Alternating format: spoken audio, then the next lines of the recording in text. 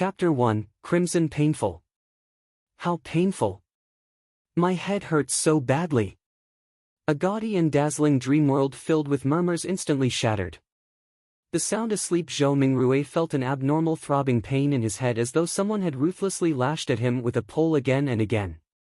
No, it was more like a sharp object pierced right through his temples followed by a twist. Ouch!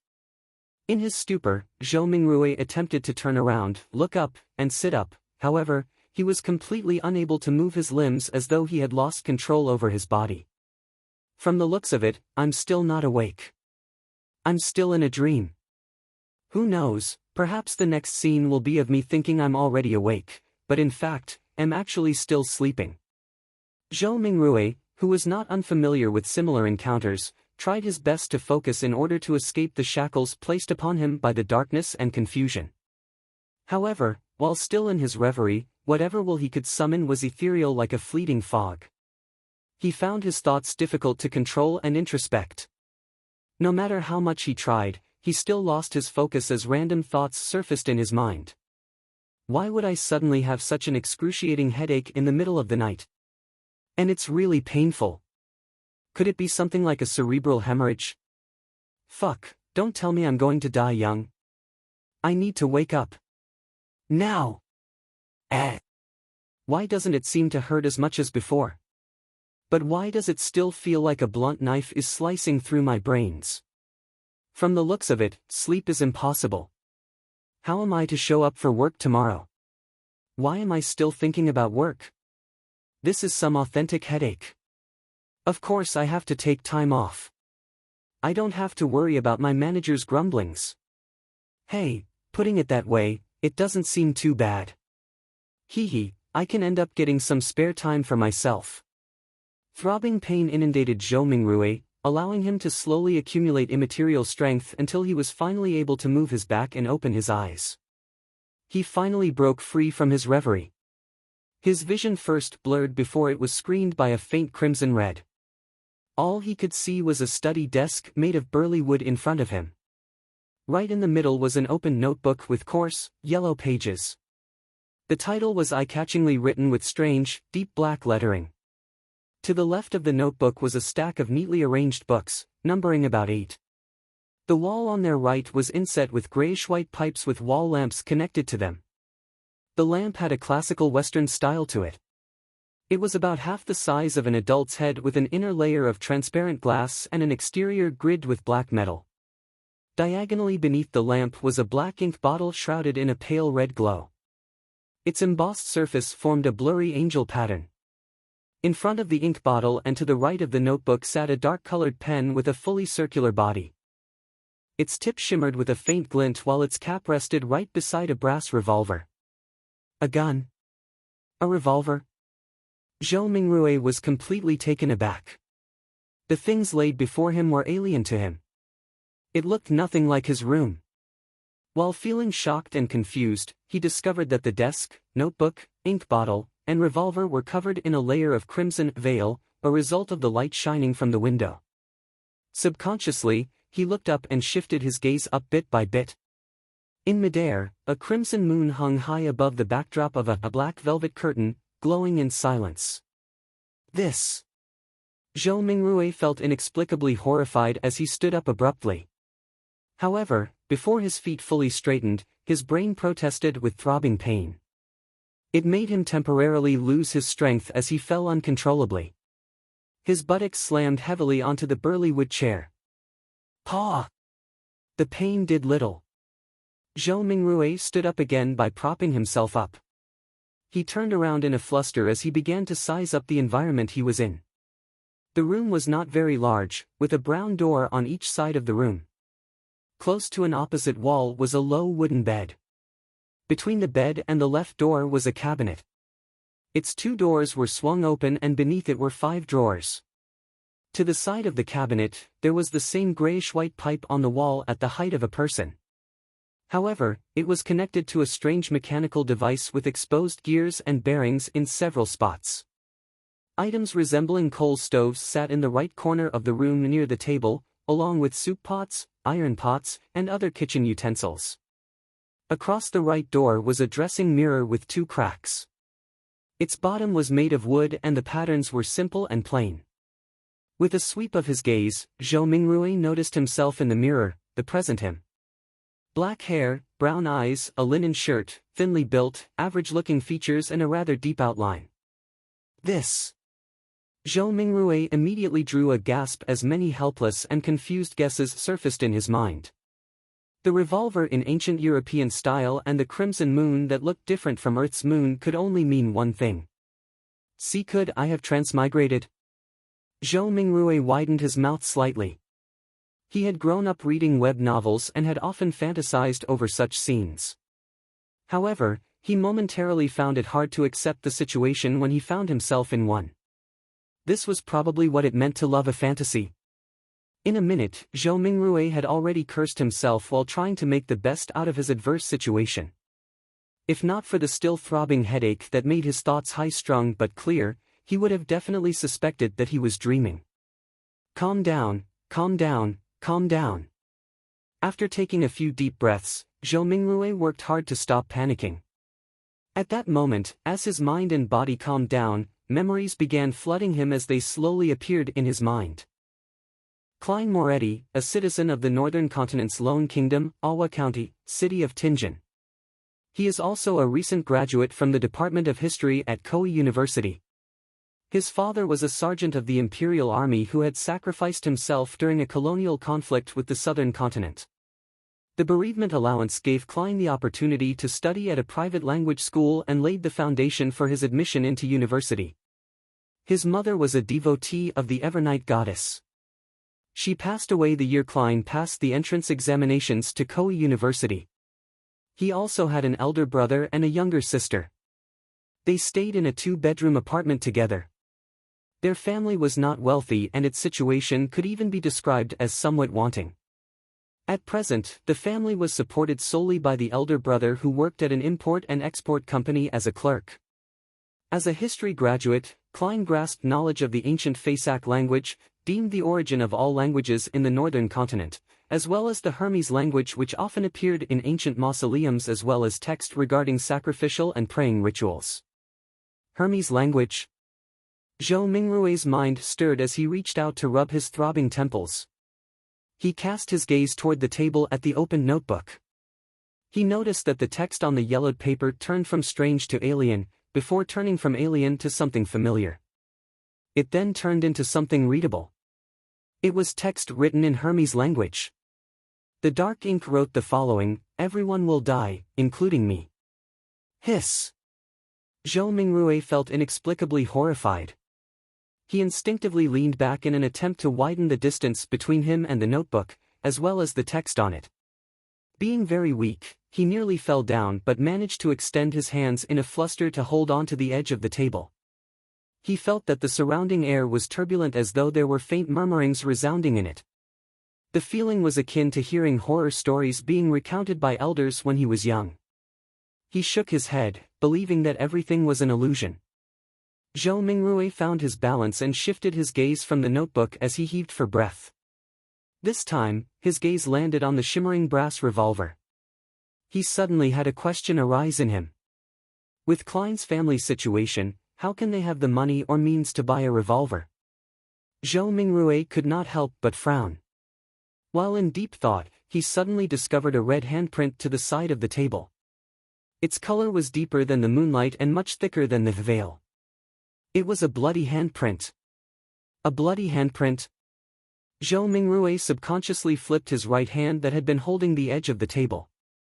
Looking down, he saw that his palm and fingers were covered in blood. At the same time, the throbbing pain in his head continued. Although it had weakened a little, it continued incessantly. Did I smash my head open?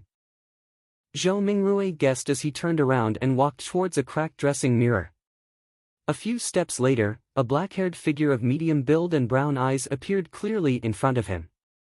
The person had a distinct scholarly air to him. Is this the present me? Klein Moretti? Zhou Mingrui was stunned momentarily. Since there was insufficient lighting at night, he failed to see something clearly. He continued forward until he was just a step short from colliding with the mirror. Using the crimson veil-like moonlight as illumination, he turned his head and examined the corner of his forehead. A clear reflection appeared in the mirror. His temple had a grotesque wound with burn marks along its periphery. Blood stained the wound's surroundings and there were grayish-white brain juices squirming slowly within. Chapter 2, Situation Tap. Tap. Tap. Zhou Mingrui reeled back in fear at the sight that greeted him. It was as though the person in the dressing mirror was not himself, but a desiccated corpse. How could a person with such grievous wounds be still alive? He turned his head in disbelief again and checked the other side. Even though he was a distance away and the lighting was poor, he could still see the penetrating wound and dark red blood stains. Zhou Mingrui drew a deep breath as he tried hard to calm himself. He reached out to press his left chest and sensed his racing heart that exuded immense vitality. He then touched his exposed skin. Beneath the slight coldness was flowing warmth. When he squatted down and after verifying that his knees could bend, Zhou Mingrui stood up again and calmed down. "What's happening?" he muttered with a frown. He planned to inspect his head injury seriously once more. He took 2 steps forward and suddenly paused. The moonlight of the sanguine moon was relatively dark, so it was insufficient for his serious inspection. A memory fragment triggered as Zhou Mingrui turned his head to look at the grayish-white pipes and the metallic grid lamp on the wall right beside the study desk. This was the most common gas lamp of the times. Its flame was stable and its illumination capabilities were excellent. With Klein Moretti's family situation, even a kerosene lamp was a dream, much less a gas lamp. Using candles was most apt for their standing and stature. However, back when he burned the midnight oil 4 years ago to be admitted into Koei University, his elder brother, Benson, felt that it was an important matter which their family's future depended upon. Therefore, he insisted on creating conducive studying conditions for Klein even if it meant taking on debt. Of course, Benson, who was literate and had worked for several years, was not a rash person who did not think of the consequences. He had quite some tricks up his sleeve. He reasoned with the landlord to raise the apartment standards by installing gas pipes to improve the likelihood of rentals in the future. The landlord was convinced and provided the money to complete the basic modifications.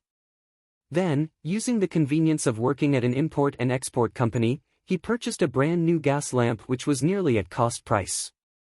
In the end, all he needed was to use his savings and did not need to borrow money.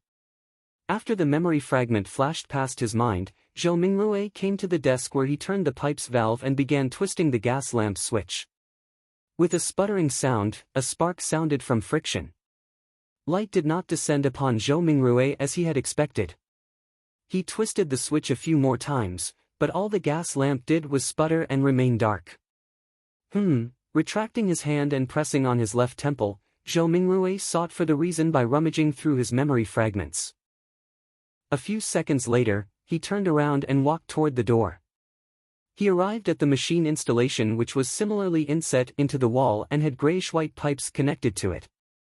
This was a gas meter. After seeing the exposed gears and bearings, Zhou Mingrui took out a coin from his trousers pocket. It was dark yellow in color and had a bronze shimmer to it. The front of the coin was engraved with a portrait of a crown-wearing man, and there was a 1 on a clump of wheat on the back. Zhou Mingrui knew that this was the most basic currency of the Lone Kingdom. It was called a copper penny. 1 penny's purchasing power was roughly 3 to 4 yuan before his transmigration. Such coins had other denominations such as the 5 pence, a half pence and a quarter pence.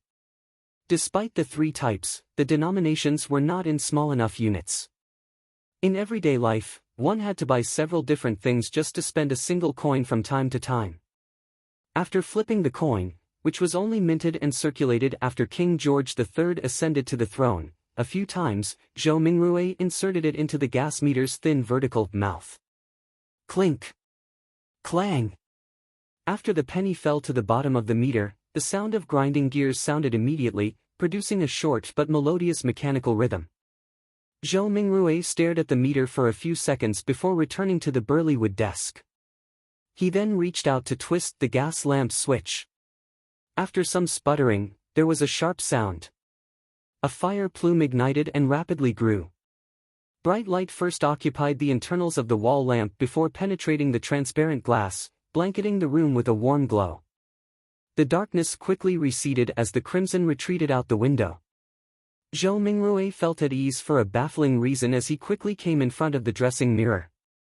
This time, he seriously inspected his temple and did not miss a single detail. After a few rounds of inspection, he realized that apart from the original blood stain, liquid was no longer flowing out of the grotesque wound. It appeared like it had received the best hemostasis and bandaging. As for the slowly squirming grayish-white brain and the discernible growth of flesh and blood around the wound, it meant that the wound might take 30 to 40 minutes, or maybe even 2 to 3 hours before it would only leave a light scar. The restorative effects that transmigration brings. Zhou Mingrui curled up the right corner of his mouth as he muttered silently. Following that, he let out a long sigh. Regardless, he was still alive. After settling his mind, he pulled open a drawer and took out a tiny piece of soap. He took one of the old and tattered towels hanging by the side of the cupboard and opened the door. He then walked to the public bathroom which was shared by the tenants on the second floor. Yes, I should clean up the blood stains on my head, or I'll keep looking like a crime scene. It's fine scaring myself, but if I were to scare my sister, Melissa, when she gets up early in the morning tomorrow, it would be quite problematic. The corridor outside was pitch black. Silhouettes were barely accentuated by the crimson moonlight from the window at the end of the corridor. They looked like a pair of monster eyes that silently observed the living late into the night. Zhou Mingrui lightened his footsteps as he walked towards the communal bathroom with a shuddering fear. When he entered, there was even more moonlight, allowing him to see everything clearly. Zhou Mingrui stood in front of a wash basin and turned the tap's knob. Upon hearing the gushing sound of water, he suddenly recalled his landlord, Mr. Frankie. As water was included in the rent, this short and thin gentleman who wore a top hat, a vest, and a black suit, always inspected the bathroom actively to take note of any sounds of flowing water. If the water gushed too loudly, Mr. Frankie would ignore all of his gentlemanly traits by flailing his walking stick and striking the bathroom's door, shouting things like, "Darn thief, wastage is a shameless matter, I'll remember you, if I see this happen another time, scram along with your filthy luggage, mark my words, this is the most value-for-money apartment in Tianjin City. You will not find a more kindly landlord anywhere else." Putting away those thoughts, Zhou Mingrui used a moist towel to clean the blood stains from his face again and again. After checking himself using the rundown mirror in the bathroom and verifying that all that was left were a hideous wound and a pale face, did Zhou Mingrui relax. Then, he took off his linen shirt and used a bar of soap to wash away the bloodstains. At that moment, he knitted his brows and recalled of a possible problem. The wound was too exaggerated and there was too much blood. Apart from his body, his room likely still had signs of his injury. After Zhou Mingrui was done with his linen shirt a few minutes later, he briskly returned to his apartment with a moist towel. He first wiped the blood handprint on the desk and then, using the gas lamp's illumination, sought out spots which he missed out. He immediately discovered that quite a substantial amount of blood had splattered onto the floor beneath the desk. And there was a yellow bullet to the left side of the wall. Releasing a round with a revolver pointed at the temple. After mixing and matching the clues from before, Zhou Mingrui had a rough idea how Klein had died. He was in no hurry to verify his guess. Instead, he seriously wiped away the blood stains and cleaned up the scene. Following that, he took the bullet and returned to the side of his desk. He opened the revolver's cylinder and poured out the rounds inside. A total of 5 rounds and a cartridge shell all had a brass luster to them. Indeed, Zhou Mingrui looked at the empty cartridge shell in front of him and stuffed the rounds back into the cylinder while nodding.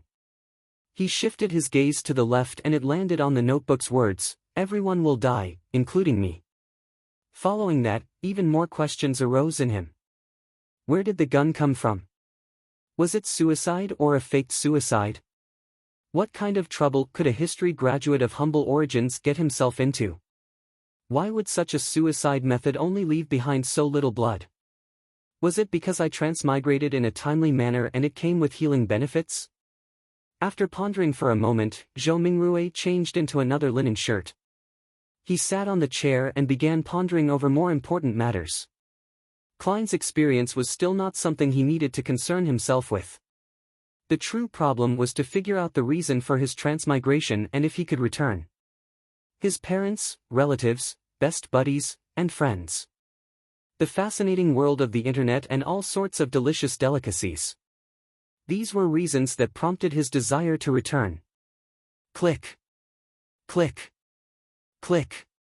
Zhou Mingrui's right hand was subconsciously pulling out the revolver's cylinder and slamming it back into place, again and again. Yeah, there has not been much difference for me between this period of time and the past. I was just a little unlucky, but why would I transmigrate for no baffling reason? Bad luck. Yes, I tried a luck enhancement ritual before dinner today. A thought flashed in Zhou Mingrui's mind, illuminating the memories which were concealed by a fog of confusion. As a qualified keyboard politician, keyboard historian, keyboard economist, keyboard biologist, and keyboard folklorist, he had always deemed himself as knowing something of everything. Of course, his best buddy would often mock him as only knowing a little of everything. And one of them was Chinese divination. When he visited his hometown last year, he had discovered a thread-bound book titled Quintessential Divination and Arcane Arts of the Qin and Han Dynasty at an old bookstore. It looked pretty interesting and could aid him in posturing on the internet, so he bought it. Unfortunately, his interest was short-lived. The vertical script it used made the reading experience horrible. All he did was flip through the beginning pages before he threw it into a corner. He had experienced a spate of bad luck in the past month, losing his cell phone, customers running away after cheating him, and mistakes at work. Only then did he suddenly recall the luck enhancement ritual written at the beginning of Quintessential Divination and Arcane Arts. Furthermore, the requirements were extremely simple, without any basic foundation requirements. All he needed was to get 4 portions of the staple food in his area and place them in the 4 corners of his room. They could be placed on furniture such as tables and cupboards. Then, standing in the middle of the room, he had to take 4 steps in a counterclockwise fashion to make a square. The first step required him to sincerely chant blessings stem from the immortal Lord of Heaven and Earth. The second step was to silently chant blessings stem from the Sky Lord of Heaven and Earth. The third step was blessings stem from the exalted the Arch of Heaven and Earth, and the fourth step was blessings stem from the celestial worthy of heaven and earth. After the 4 steps were taken, he needed to close his eyes and wait 5 minutes in his original spot. Only then would the ritual be considered complete. Since it did not cost him any money, he found the book, followed what was stipulated, and did it before dinner. However, nothing happened back then. Who would have guessed that he would actually transmigrate in the middle of the night? Transmigration. There is a distinct possibility that it's due to that luck enhancement ritual. Yes, I should give it a try here tomorrow. If it's really because of that, I stand a chance of transmigrating back. Zhou Mingrui stopped flicking the revolver's cylinder and suddenly sat straight up. Regardless, he had to give it a try. He had to attempt a Hail Mary. Chapter 3, Melissa. After confirming his plan, Zhou Mingrui immediately felt he had a mental crutch.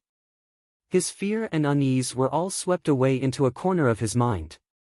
Only then did he have the mood to carefully study Klein's memory fragments. Zhou Mingrui habitually stood up before turning off the pipe's valve. He watched the wall lamp gradually dim until its flame extinguished before sitting back down. As he subconsciously fiddled with the revolver's brass cylinder, he pressed the side of his head. He slowly recalled his memories in the crimson-dyed darkness as though he was the most attentive viewer in a movie theater. Perhaps as a result of having a bullet pass through his head, Klein's memories were like shattered glass. Not only were the memories not contiguous, there were many spots which were clearly missing. For example, memories pertaining to how the exquisite revolver appeared in his possession, whether he had committed suicide, or was killed, as well as the meaning of the words "everyone will die, including me" on the notebook, or whether he had participated in anything odd 2 days before the incident. Not only had these particular memories become fragmented, there were also missing pieces. It was the same even for knowledge he ought to know. In light of the present situation, Zhou Mingrui believed that if Klein were to return to university, it was unlikely he could graduate. This was despite him having left campus just days ago without relaxing one bit. He needs to participate in the Tianjin University's history department interview 2 days later. The university graduates of Lone Kingdom do not have the tradition of staying at their alma mater. His mentor had given him a recommendation letter for Tianjin University and Backlund University. Through the window, Zhou Mingrui silently observed the red moon setting in the west. The gradual sinking of the moon continued until faint light glowed from the east, dyeing the horizon golden. At that moment, there was a commotion inside the apartment. Soon, the sound of footsteps approached his door. Melissa is awake. She's really as punctual as always. Zhou Mingrui smiled. Due to Klein's memories, seeing Melissa made him feel as though she was really his younger sister. However, I do not have a younger sister. He immediately contradicted himself. Melissa was different from Benson and Klein. Her rudimentary education was not completed at the Sunday school classes offered by the Church of the Evernight Goddess. When she reached schooling age, the Lone Kingdom had enacted the Basic Education Law.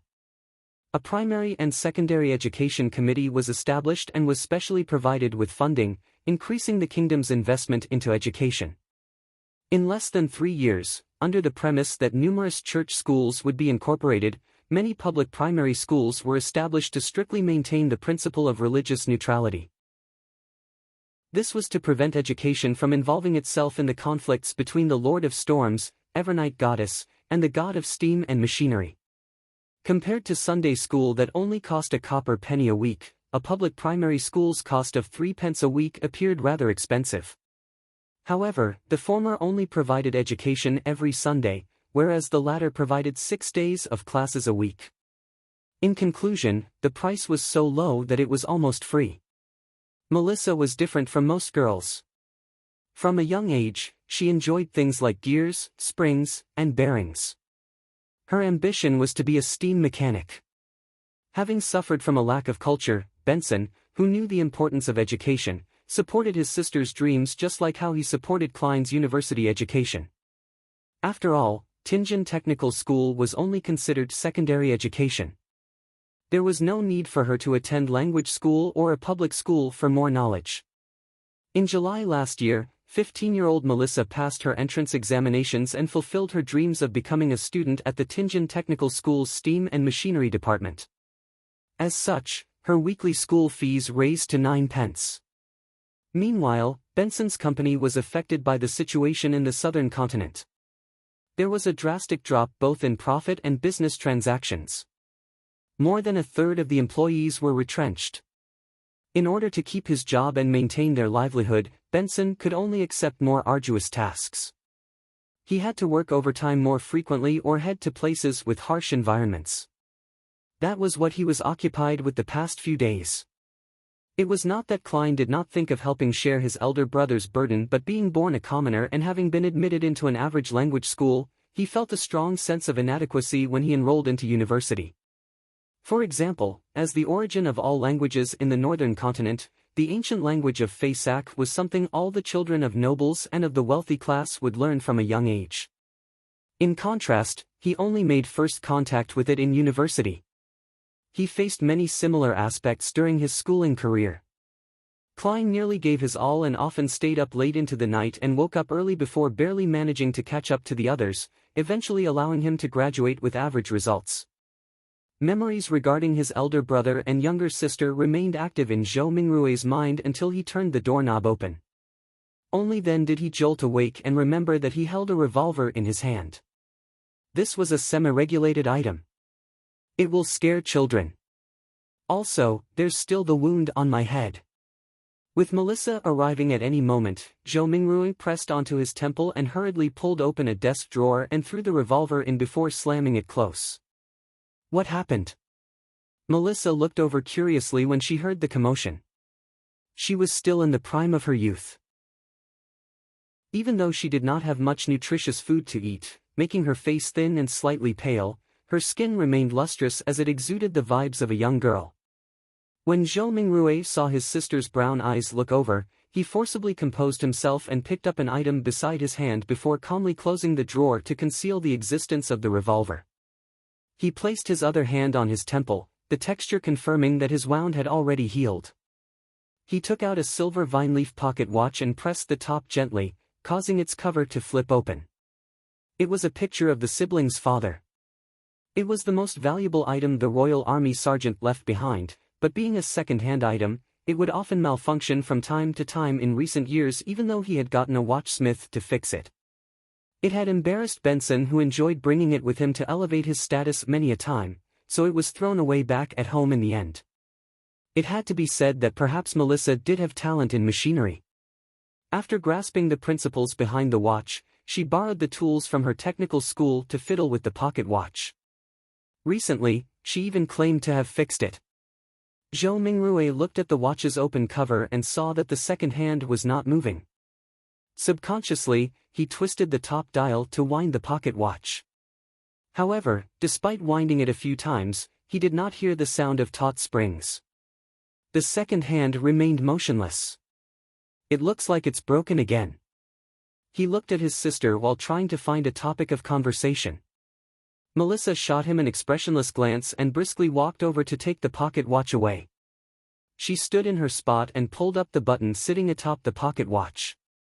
With a few simple turns, the tick-tocking of the second hand sounded. Isn't pulling the button up usually meant to adjust the time? Zhou Mingrui's expression immediately turned blank. At that moment, a bell chimed from a faraway cathedral. It chimed 6 times, sounding distant and ethereal. Melissa tilted her head to listen to it and pulled the button up once again.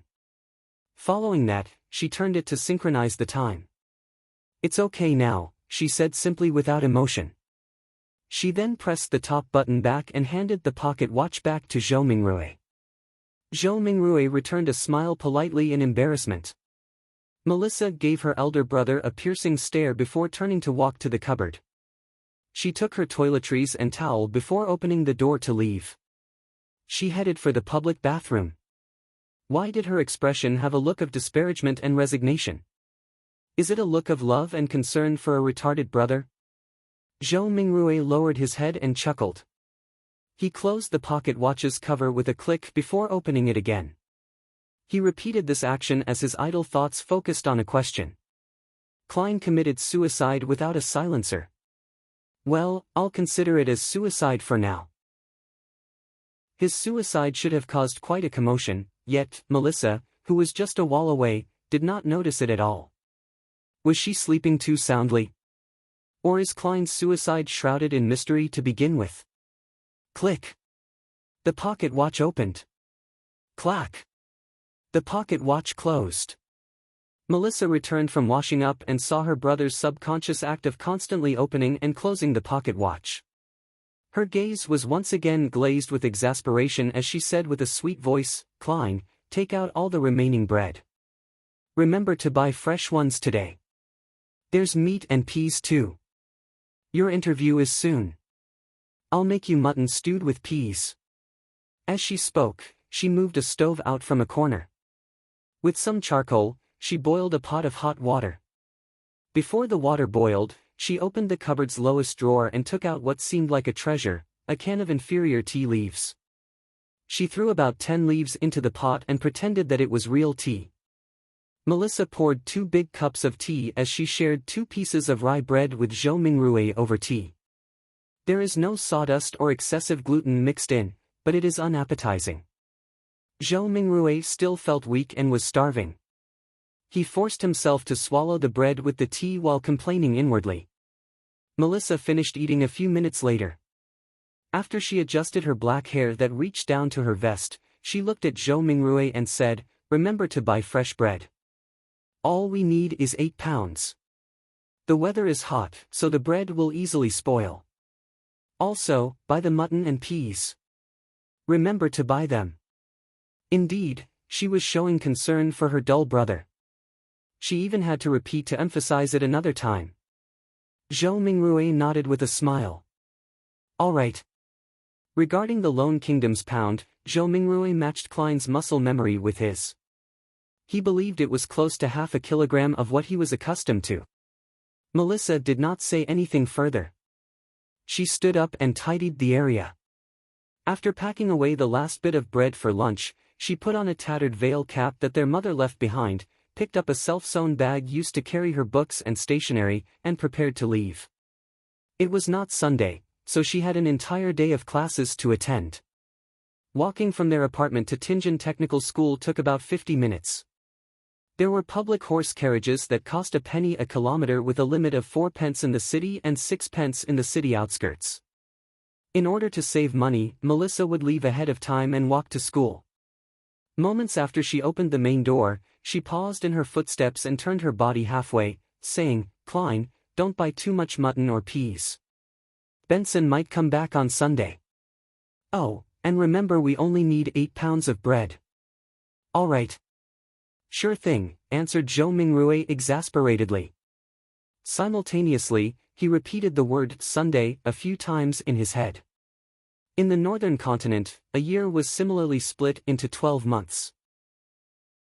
Every year, there was 365 or 366 days.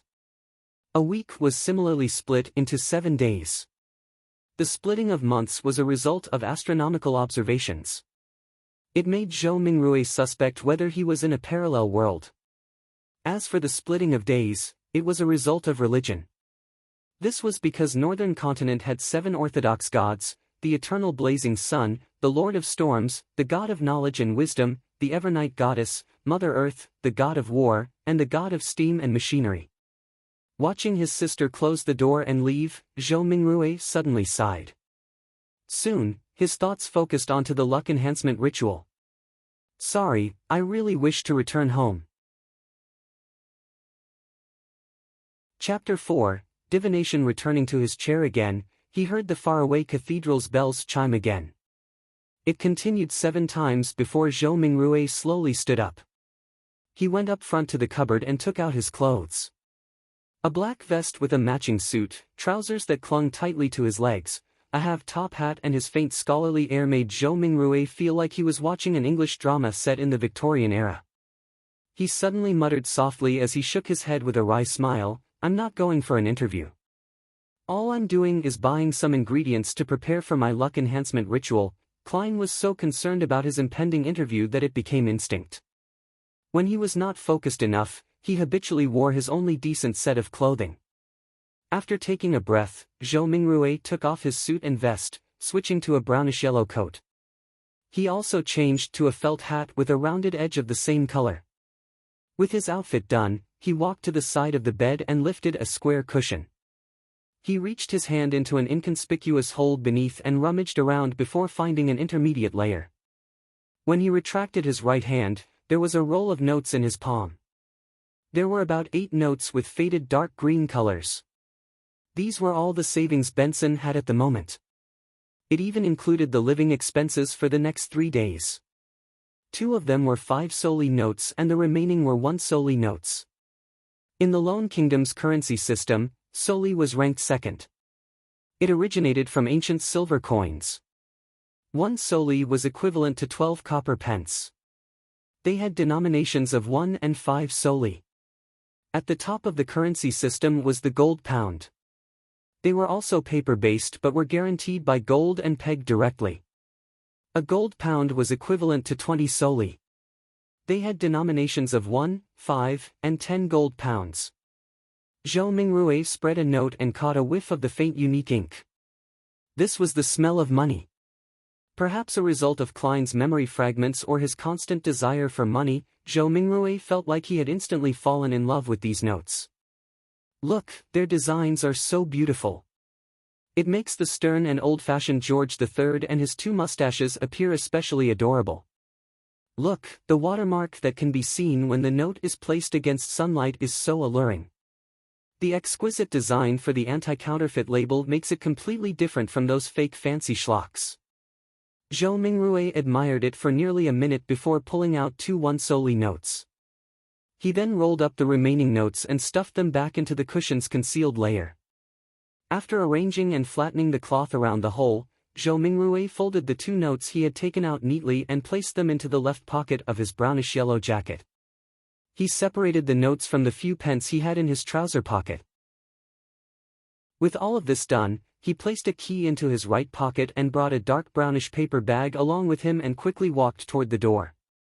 His shuffling footsteps slowed down from a brisk pace until it eventually stopped.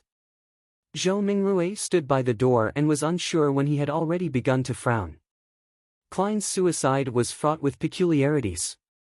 Would he encounter any accidents if he were to leave just like that? After some deep thought, Zhou Mingrui returned to his desk and pulled open the drawer. He then took out the shimmering brass revolver. This was the only defensive weapon he could think of, and it was the only weapon with sufficient power. Although he had never practicing shooting, just pulling such a revolver out would definitely daunt anyone. He caressed the revolver's cold metal before stuffing his revolver into the pocket where his notes were. He clasped the money in his palm as his fingers pressed onto the gun's handle. It was perfectly concealed. Feeling secure, he who knew a little of everything suddenly had a worry. Would I end up misfiring? Being deluged with such a thought, Zhou Mingrui quickly thought of a solution. He drew the revolver and released the cylinder. He then aligned the empty chamber, which was a result of the suicide, along the gun's hammer before closing it. This way, even if there was a misfire, he would discharge an empty round. After stuffing his revolver back into his pocket, Zhou Mingrui kept his left hand in there. He pressed down on his hat with his right hand and pulled open the door before leaving. The corridor during the day remained dim as limited sunlight shone in from the window situated at the end of the corridor. Zhou Mingrui quickly went down the stairs and left the apartment before taking in the brilliance and warmth of the sun. Although it was almost July, it was still considered the middle of summer. However, Tianjin was situated north of the Lone Kingdom, so it had unique climate characteristics. The highest annual temperature was not even 30 degrees Celsius on Earth, with even cooler mornings. However, the streets were awash with filthy water and strewn junk. From Klein's memories, this was not a rare sight in low-income communities, even if there were sewers. After all, there were just too many people and people needed to survive. Come and try our delicious roasted fish. Hot and fresh oyster soup. Drink a bowl in the morning and feel invigorated all day. Fresh fish from the port for just 5 pence apiece. Muffins and eel soup make the perfect combination. Conch. Conch. Conch. Vegetables freshly plucked from the farms outside the city. Cheap and fresh. The mobile hawkers who sold vegetables, fruits, and hot food shouted along the streets as they beckoned the rushing pedestrians. Some of them would stop and carefully compare before purchasing. Others would impatiently wave their hands as they had yet to find work for the day. Zhou Mingrui took in a whiff of the air that mixed both noxious and fragrant aromas. As he clenched the revolver tightly in his left hand, he held the notes tight. He pressed down on his hat with his right hand while passing through the busy street, slouching a little. There was bound to be thieves in populated areas. Furthermore, this street had no lack of poor citizens who were working part-time after losing their previous jobs. There were also starving children that were exploited by adults to do their bidding. He proceeded forward until he reached a point where the crowdedness around him restored to normal. He straightened his back and raised his head to look down the street. There was a vagrant accordionist busking. The melody was sometimes pleasant, sometimes fervent. Beside him were several children in ragged clothes with sallow complexions due to malnutrition. They listened to the music and moved to the beat, dancing self-made choreographies.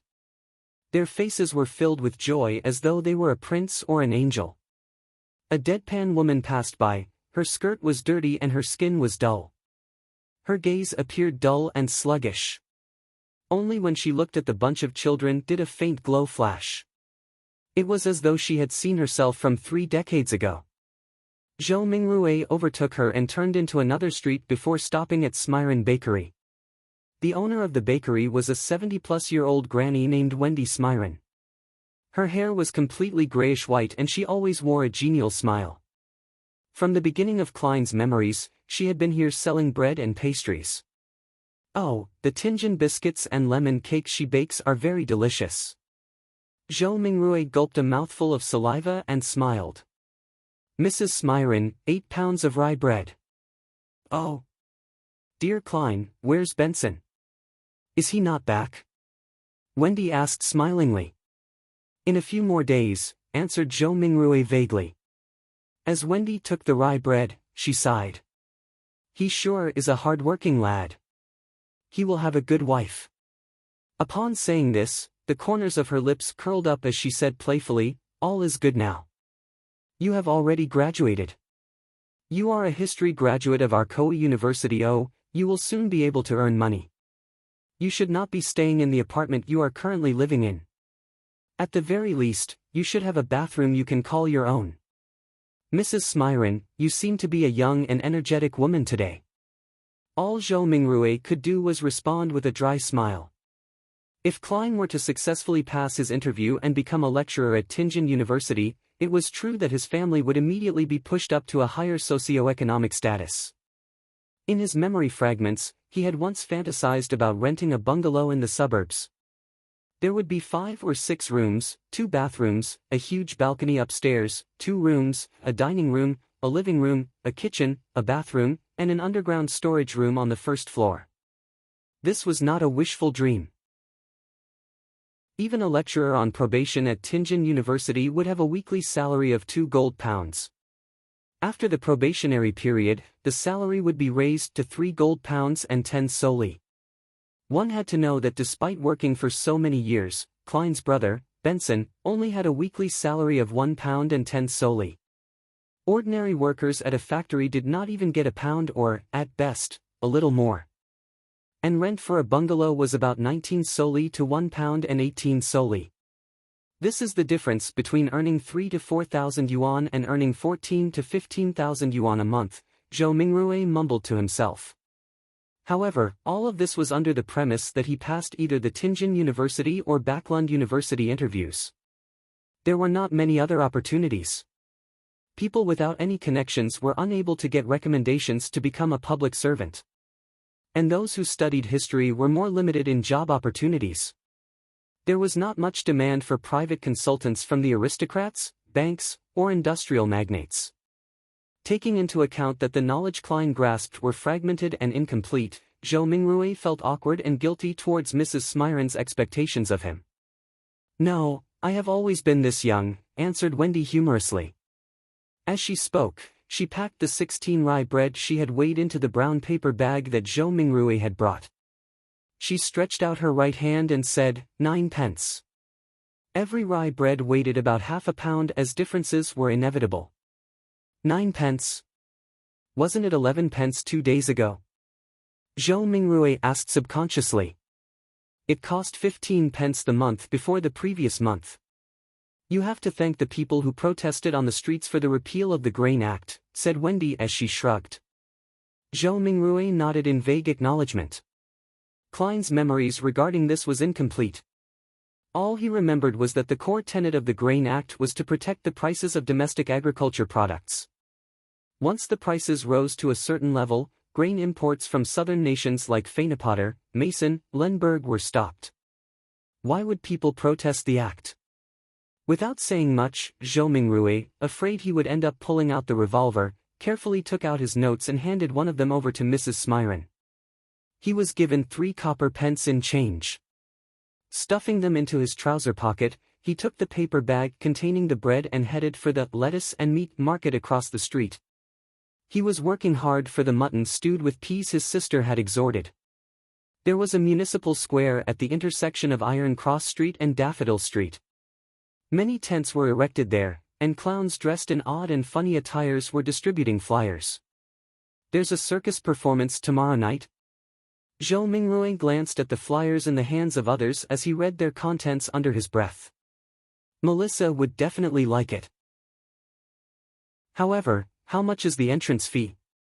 With that thought, Zhou Mingrui went closer. Just as he was about to ask a clown with a red and yellow painted face, a hoarse woman's voice sounded from beside him. Would you like to try a divination? Zhou Mingrui subconsciously turned his head and saw a woman wearing a pointed hat and a long black dress standing in front of a short tent. Her face was smeared with red and yellow paint and her eyes were a profound grayish blue. No, Zhou Mingrui shook his head in response. He did not have the spare cash for divination. The woman laughed and said, "My tarot divination is very accurate." Tarot, Zhou Mingrui was instantly dumbfounded. This pronunciation was almost identical to the tarot cards on Earth. And tarot cards from Earth were a set of cards used for divination. They just had graphics that represented different omens. Wait. He suddenly recalled the origins of tarot divination in this world. It did not originate from the 7 Orthodox gods nor was it an ancient legacy. Instead, it was created by the Intus Republic's consul of that era, Rosel Gusta, more than 170 years ago. This Mr. Rosel invented the steam engine, improved the sailing boat, overthrew the Intus kingdom's imperial rule, and was recognized by the god of craftsmanship. He also became the first consul of the Intus Republic. Later, he invaded other nations and placed Lemberg and other nations under his protection. He made the Lone Kingdom, Fainapotter, Fasak Empire and other powerful northern continent nations bow down to the Intus Republic. Following that, the Republic was then changed to an empire and he became the self-proclaimed Emperor Caesar. It was during Rosel's rule that the Church of Craftsmanship received its first public holy revelation since the 5th epoch. Ever since, the god of craftsmanship was changed to the god of steam and machinery. Rosel also invented tarot divination. He also established the contemporary system of paper-based cards and their playstyles. There were many familiar styles that Zhou Mingrui was familiar with, such as Upgrade, Fighting the Landlord, Texas Poker, and Quint. In addition, the marine fleets he sent out discovered a sea route that led to the southern continent through the stormy and turbulent seas. This also began the era of colonialism. Unfortunately, he was betrayed in his old age. In the year 1198 of the 5th epoch, he was assassinated by the combined forces of the Church of the Eternal Blazing Sun, the former Intus royal family, the Sauron family, and other aristocrats. He eventually died in the White Maple Palace. To recall such general knowledge suddenly made him facepalm. Could this be a transmigration senior? With this in mind, Zhou Mingrui was intrigued to see what tarot cards looked like. Therefore, he nodded at the pointy hat woman with the painted face and said, "If the, price is reasonable, I'll give it a try." The woman immediately said with a laugh, "Sir, you are the first one here today, so it's on the house." Chapter 5, Ritual Free. Free things cost the most. Zhou Mingrui silently mumbled and decided that he would not purchase any additional services whatever they were. He would firmly refuse them all. "If you are really that capable, try divining that I transmigrated here." With this in mind, Zhou Mingrui followed behind the woman whose face was painted red and yellow, stooping low to enter the low tent. The tent's interior was extremely dark, illuminated only by several beams of light that managed to seep inside. A table covered with paper cards could be made out faintly in the low illumination. The woman with the sharp pointy hat was not affected by this at all. Her long black dress glided as though it was moving over water while she went around to the table. She sat on the opposite side and lighted a candle. The dim yellow light flickered, causing the inside of the tent to appear bright and dark at the same time. It instantly added a much more mysterious feel to the atmosphere. Zhou Mingrui sat down quietly, his gaze sweeping over the tarot cards on the table where he discovered familiar cards like the Magician, the Emperor, the Hanged Man, and Temperance, etc. Could Rosel have been a senior? I wonder if he was also a fellow countryman of mine. Zhou Mingrui mumbled to himself subconsciously. Before he could finish looking at the open cards on the table, the woman who claimed to have accurate divinations had already reached out her hands to gather all of the cards together. She stacked them into a deck and pushed it in front of him. "Shuffle the cards first and cut the deck," the circus fortune teller said in a muted voice. "Me? Shuffle?" Zhou Mingrui asked reflexively.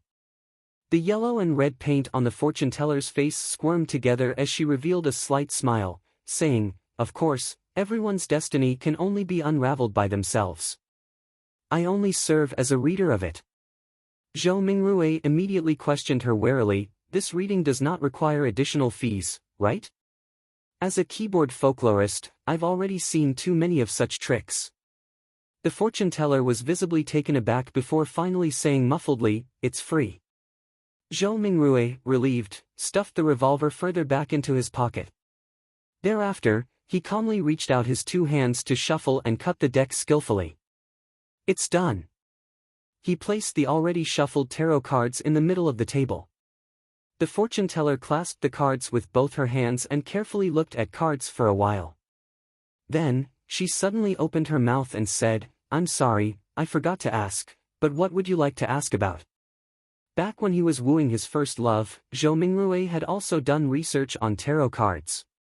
He asked unhesitatingly, past, present, and future. This was a type of divination as part of tarot card interpretation. 3 cards when opened sequentially symbolized one's past, present, and future. The fortune teller nodded first, then curled her lips to reveal a smile and said, then please reshuffle the deck. You can only truly get the cards you want if you know what you would like to ask about. Were you fooling me just now? Do you have to be this petty? Didn't I only ask a few times if this would be a free service? Zhou Mingrui's cheeks twitched a little. He took a deep breath and took the tarot deck back to reshuffle and cut it. There won't be any problems this time, right? He placed the already cut deck back onto the table. No problem. The fortune teller reached out her fingers and picked a card from the top of the deck. Then she placed it on the left side of Zhou Mingrui.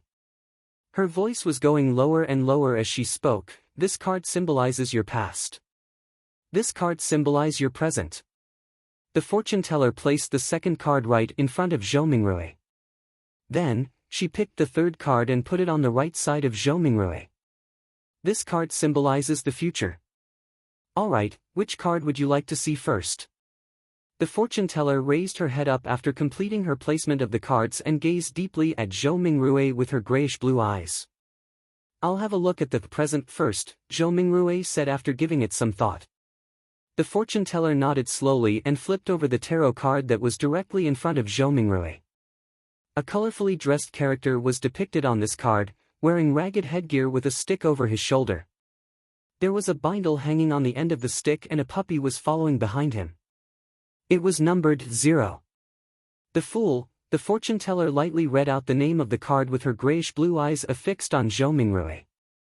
The Fool? The 0 card of tarot? A start? A fresh beginning with all kinds of possibilities? Zhou Mingrui was not even considered an amateur enthusiast of tarot, so he could only make a rough interpretation based on his own impressions of tarot. Just as the fortune teller was about to say something, the cloth curtains of the tent was suddenly lifted open. The ray of sunlight that shone in was so blinding that it caused the back-facing Zhou Mingrui to instinctively narrow his eyes. Why are you impersonating me again? It's my job to handle the divination for people, a woman's voice growled angrily. Return to your post quickly. You must remember that you're just an animal trainer. An animal trainer? Zhou Mingrui's eyes had already adapted to the light by now. He saw a similar-looking woman who was also wearing a sharp pointy hat in a black dress, with her face painted in red and yellow as well. The only difference was that she was taller and had a slimmer physique. The woman who was seating in front of him immediately stood up and said disgruntledly, "Don't mind this, it's just that I like doing this. But I have to say, my divination and interpretation can be really accurate sometimes." "I'm serious," she spoke and lifted up her dress to go around from the side of the table before quickly trotting away from the tent. "Sir, would you like me to interpret your cards for you?" The real fortune teller looked at Zhou Mingrui and asked with a smile. Zhou Mingrui's lips twitched and asked her sincerely, "Is it free?" "No," the real fortune teller answered. "Then forget it." Zhou Mingrui pulled his hands back and put them into his pockets. He clutched his revolver and money before stooping again to exit the tent. Damn! He actually got an animal trainer to be his fortune teller? Was an animal trainer who didn't want to be a fortune teller not a good clown? Zhou Mingrui very quickly put this matter behind him. He spent 7 pence at the lettuce and meat market for a pound of not-so-great mutton. Then, he also bought some tender broad beans, cabbage, onions, potatoes, and other items. Together with the bread that he bought earlier, he spent a total of 25 copper pennies, which converted to 2 soldi and 1 pence. There is really not enough to go around for spending. Poor Benson, not only had Zhou Mingrui spent the 2 notes that he had brought with him, but it was also necessary for him to top it up with the 1 penny he had in his pocket. He just sighed and did not think further about it as he hurried back home. With the staple food, he could now carry out the luck enhancement ritual. After the second-floor tenants gradually left, Zhou Mingrui was still in no hurry to carry out the ritual. Instead, he translated the blessing stem from the immortal Lord of Heaven and Earth, and related phrases into the ancient Faisak language, as well as the Lone language. He was intending to try the ritual again the next day in those local languages if the original incantation did not take effect. After all, he had to take into consideration the differences between the 2 worlds. In Rome, do as the Romans do. As for translating it into an ancient ritual prayer that used the dedicated Hermes language, Zhou Mingrui had a difficult time completing it due to his lack of vocabulary. After readying everything, he finally took out the 4 loaves of rye bread. He placed one in the corner where the coal stove was originally, one at the bottom inner side of the dress mirror, one at the top of the cupboard where 2 walls met, and one at the right side of the study table where miscellaneous items were kept. With a deep breath, Zhou Mingrui came to the center of the room and spent a few minutes to calm himself. Then, he took a solemn step forward and went in a counterclockwise direction in the shape of a square. When he took the first step, he chanted in a low whisper, "Blessings stem from the immortal Lord of Heaven and Earth." The second step, he sincerely chanted, "Blessings stem from the Sky Lord of Heaven and Earth." The third step, Zhou Mingrui breathed out a whisper. "Blessings stem from the exalted the Arch of Heaven and Earth." At the fourth step, he spat out a foul breath and meditated in concentration. "Blessings stem from the celestial worthy of heaven and earth." When he returned back to the original spot, Zhou Mingrui closed his eyes and waited in his place for an outcome. He had some anticipation in him, some unease, some hope, and some fear. Could he make it back? Was there going to be any effect?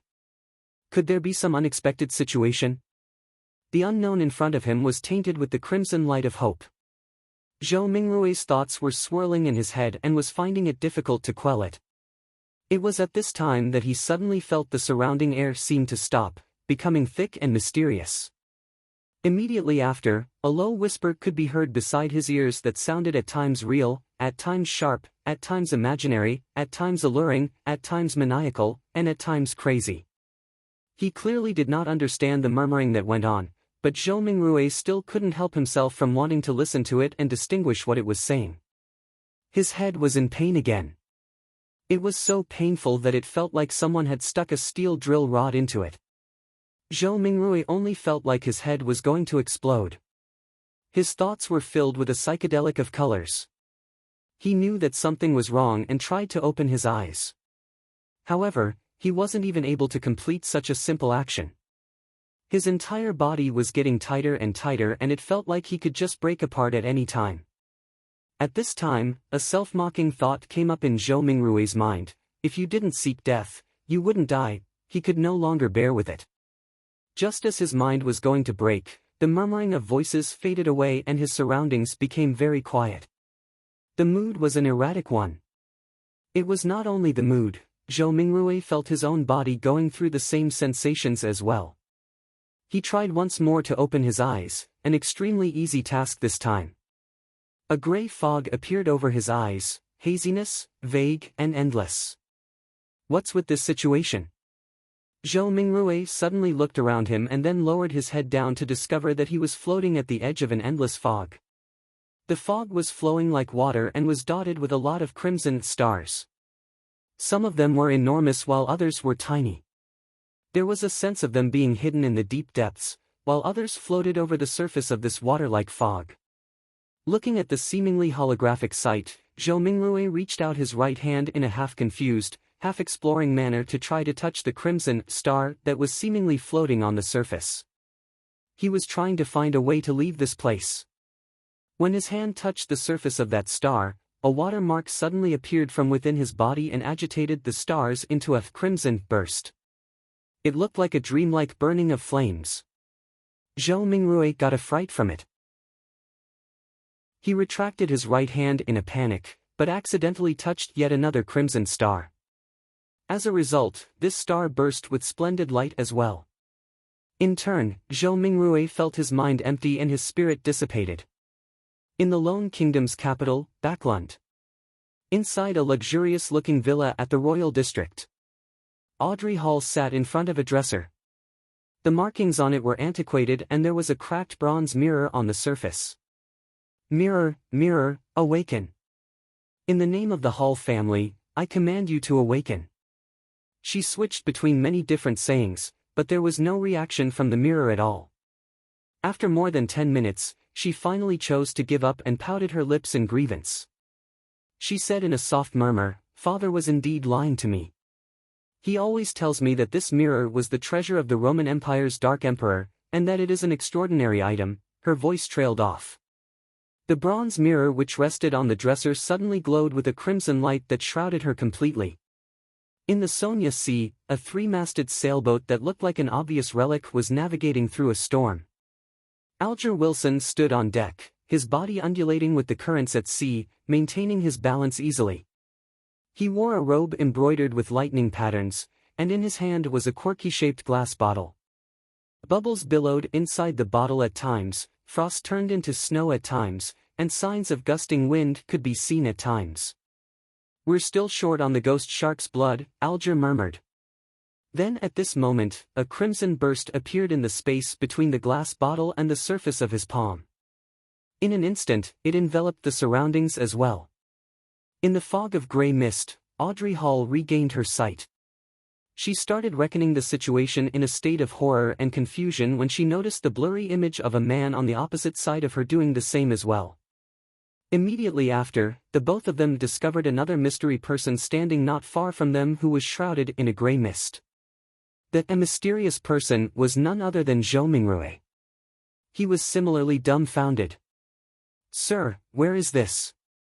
Audrey and Alger were startled at first, falling silent in the process. Then, they immediately started speaking in unison. "What are you planning on doing?" Chapter 6. Beyonder. Not only did they speak the same lone language, they also shared the same grim and tense vibes. "Where am I? What do I plan to do here? I would like to know too." Calming himself down, Zhou Mingrui silently repeated the questions posed by the two. What left the deepest impression on him were neither the sentences formed by words nor the meanings behind them, but the display of bewilderment, vigilance, panic, and reverence by the couple. For some baffling reason, two people had been mysteriously dragged into this world surrounded by grey fog. As the perpetrator, Zhou Mingrui was already feeling abnormally dumbfounded and startled, let alone the couple who was pulled into this mess completely passively. For them, such events and encounters might already be beyond their imaginations, right? Momentarily, Zhou Mingrui thought of two options. The first option was feigning victimhood to hide his true identity, and in turn gain a considerable amount of trust. He could then take a wait-and-see approach and take advantage of his circumstances where necessary. The other option was to maintain his mysterious identity in the eyes of the couple. He could then effect the subsequent development while gleaning valuable information from them. Without the luxury of time to deliberate over the situation, he grasped hold of the thought that flashed across his mind. He made an immediate decision to try out the second idea. Exploit the psychological state of the others to gain the greatest advantage for himself. After a few seconds of silence in the fog, Zhou Mingrui chuckled. With a low but not heavy tone, he calmly spoke as though he was replying to the polite greetings from the visitors. An attempt. An attempt, an attempt. Audrey Hall looked at the mysterious guy veiled in the grayish-white fog, and the only thought was that whatever was happening was absurd, funny, horrifying, and weird. She was at the dressing table inside her bedroom only moments ago. But just by turning around, she had come into this place that was filled with grey fog. How inconceivable! Audrey took a breath, revealing an impeccable, courteous smile. She asked in a somewhat perturbed way, "Sir, is the attempt over? Might you permit our return?" Alger Wilson also had the intentions to probe Zhou Mingrue in a similar fashion, but his rich experience made him statelier. He held back his impulse and only took on the role of a silent onlooker. Zhou Mingrue looked at the questioner. Looking through the hazy mist, he could roughly see the silhouette of the person in question.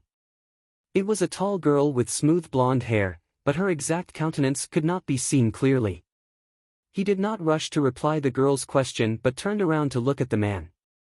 He had messy dark blue hair, as well as a medium stature that was not considered stout. Zhou Mingrue suddenly realized something. Once he became stronger or had a deeper understanding of the foggy world, perhaps it was possible for him to see through the fog and discern the girl and the man. In this situation, they are the visitors, and I'm the master. After changing his mindset, Zhou Mingrue instantly noticed details that he had neglected earlier on. The girl with a melodious voice and the mature, withdrawn man both looked considerably incorporeal. Tainted by a faint crimson red, they resembled a projected image of the two crimson-red stars beyond the grey fog. This projection was based on the connection between the crimson red and himself, an intangible connection that only he himself could realistically grasp hold of. The projection would disappear once the connection was cut, and the couple would then return. Zhou Mingrue nodded mildly and looked at the blonde, chuckling. "Of course, if you make a formal request, you can return this very moment." When she did not identify any ill intention from his tone, Audrey heaved a sigh of relief. She believed that since a gentleman who was capable of such miraculous things had given his word, he would definitely abide by it stringently. With her mind somewhat mollified, she surprisingly was in no hurry to request her leave. She rolled her virid eyes left and right, which sparkled with an abnormal radiance. She said in an anxious, anticipative and tempted manner, "This is such a wonderful experience. Yes, I have always been hoping that something like this would happen. I mean, I like mysteries and supernatural miracles. No, my point is, what I mean is that, sir, what can I do to become a beyonder?" She got more excited as she spoke, so much so she was fumbling over her words. The dream that sprouted in her as a result of listening to thrilling fantasies as told by her elders finally saw the possibility of being materialized. However, with just a few words, she had already forgotten all her previous fears and horrors. "Good question. I would also like to know the answer." Zhou Mingrue complained inwardly. He started to ponder on an answer to the question to maintain his unfathomable image. At the same time, he felt that it was quite unbecoming of him to talk while standing. Shouldn't he be in a palace, sitting at the head of a long table, and on a mysterious high-backed chair engraved with ancient patterns, while silently observing his visitors? As soon as this thought surfaced, the grey fog started to churn, giving both Audrey and Alger a shock. In an instant, they saw a number of towering stone pillars around them. Above them was a vast dome that encapsulated them. This entire edifice looked magnificent, grand and lofty, just like a legendary palace for giants. Directly under the dome where the grey fog gathered, a long, bronze table appeared with 10 high-backed chairs on either side in a symmetrical arrangement. The back of each chair dazzled and shone faintly with crimson red, drawing the outlines of weird constellations that differed from reality. Audrey and Alger sat face to face, sitting next to the seat of honor. The girl looked to her sides, and could not help but mumble, "How fascinating, it is certainly fascinating." Zhou Mingrue extended his right hand and caressed the edge of the bronze table a little while maintaining an unperturbed expression. Alger inspected the surroundings, and after a few seconds of silence, he suddenly opened his mouth, and answered Audrey's question in place of Zhou Mingrue. "Are you alone? If you want to become a beyonder, join the churches of either the Evernight Goddess, the Lord of Storms, or the God of Steam and Machinery. The majority of us will not meet a beyonder our entire lives. This has caused churches, and even some clergies within some of the biggest churches, to suspect the same. While this is the case, I am certain to tell you that Beyonders still exist in courts, tribunals, and execution agencies. They are still fighting against the dangers that grow in the dark, only that their numbers are much fewer as compared to before and during the early days of the Iron Age. Zhou Mingrui listened attentively, but he tried his best to present himself as paying little attention to Alger's words, much like how young kids listen to stories. Relying on Klein's fragmented general knowledge of history, Zhou Mingrui knew clearly that the Iron Age referred to the current epoch, which was the fifth epoch that began 1,349 years ago. Audrey silently listened to Alger finish his sentence before sighing.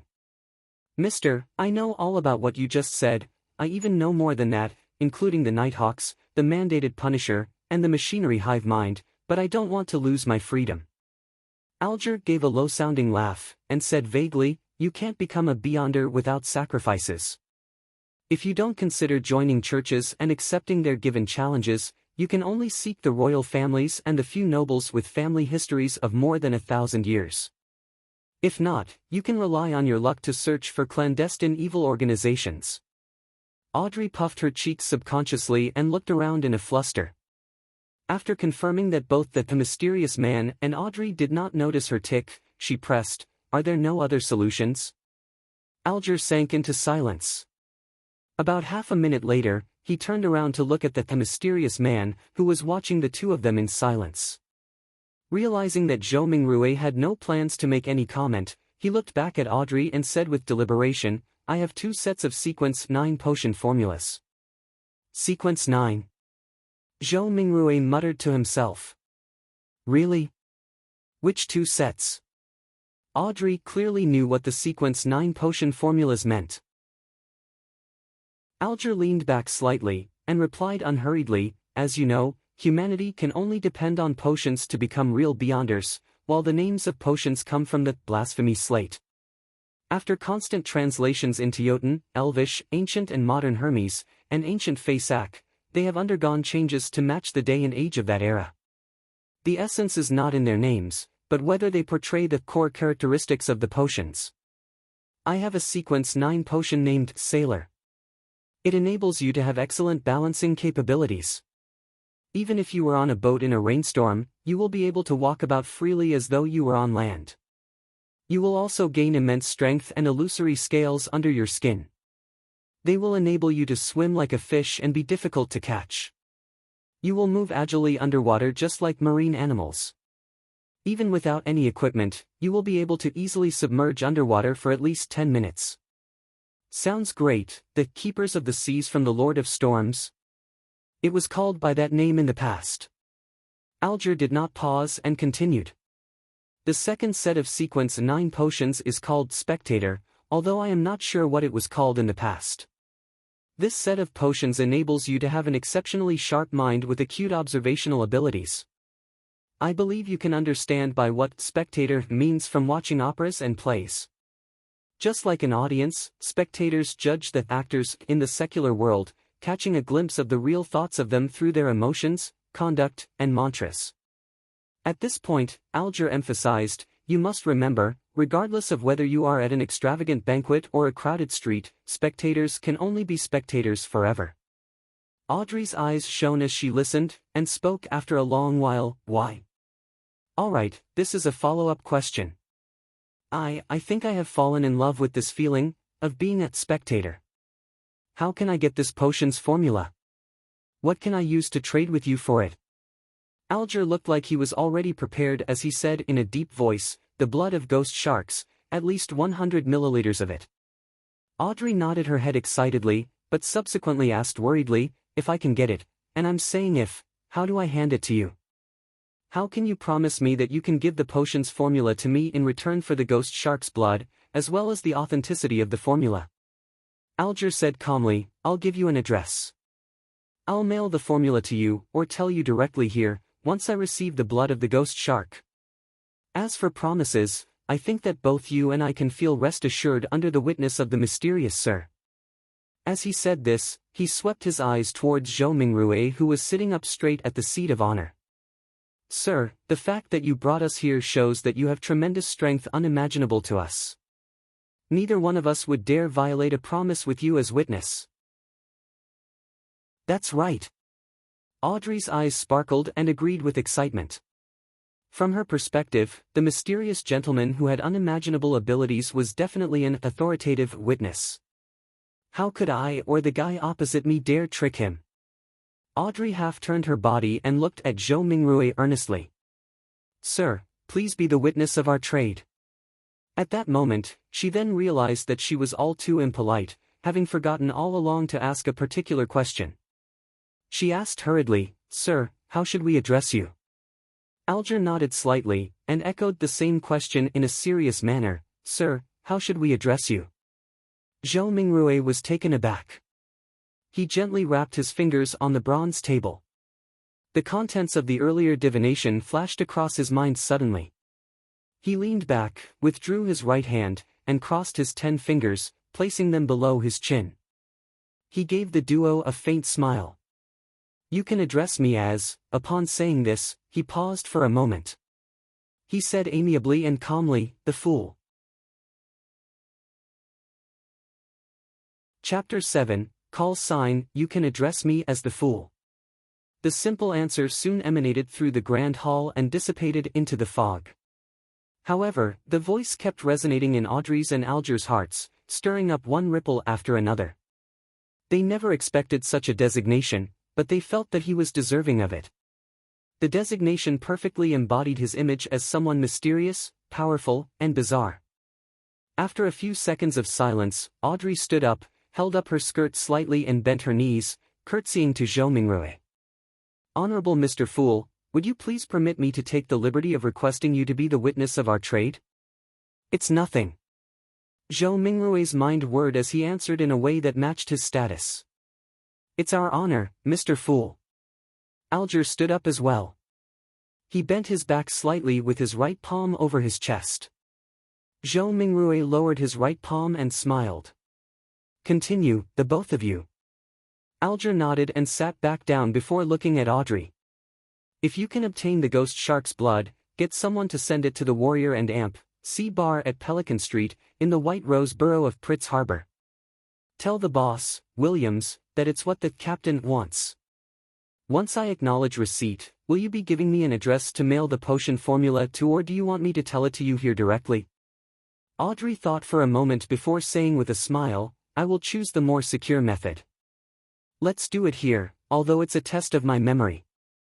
Since Mr. Fool had agreed to bear witness for the trade, it also represented that there would be a similar gathering the next time. With this in mind, she suddenly turned her head as she looked at Zhou Mingrui with sparkling eyes. With a tone of interest, she suggested, Mr. Fool, would you mind making a few more attempts like this? Alger listened to her suggestion calmly. He was tempted by the suggestion as well. He hurriedly echoed, Mr. Fool, don't you find such gatherings interesting? Although your powers exceed our imaginations, there has to be certain domains that you don't understand or excel in. The person across me is obviously a young lady of lofty stature. I also have my unique set of experiences, insights, mediums, and resources. Perhaps there will come a day when both of us can help you complete something trivial that might be inconvenient for you. From his point of view, the fact that he had been pulled into this space without any warning or any means to resist meant that the mysterious Mr. Fool was in control. Participating in the gatherings was not necessarily something he could refuse. Therefore, it was better to reap the benefits of this encounter as much as he could to make up for his passive and disadvantaged state. The trio at the long table had different backgrounds, resources, information channels, and comprehension of the mystical domain. If they interacted and enjoyed some limited cooperation, they could produce unpredictable and immeasurable effects. The resource trade that had just been negotiated was one example. Another example would be if he wished to kill someone. He could easily request the gathering's members who did not appear to be related to him both on the surface and in reality for help. He could perfectly misdirect any investigators. A young lady of lofty stature.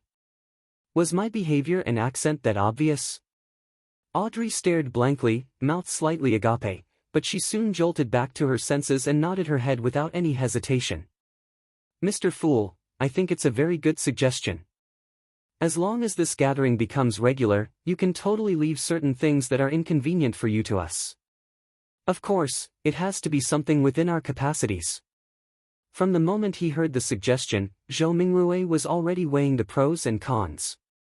More gatherings definitely allowed him to gain more knowledge of the secrets of the Beyonders or other mysteries, a boon for his transmigration back. For example, it was likely that the potion formula would appear at the next gathering because of the spectators. Similarly, the information he gained was bound to be helpful for his present life. However, more gatherings meant it was easier to expose himself. Indeed, regardless of the world, there is no such thing as a free lunch.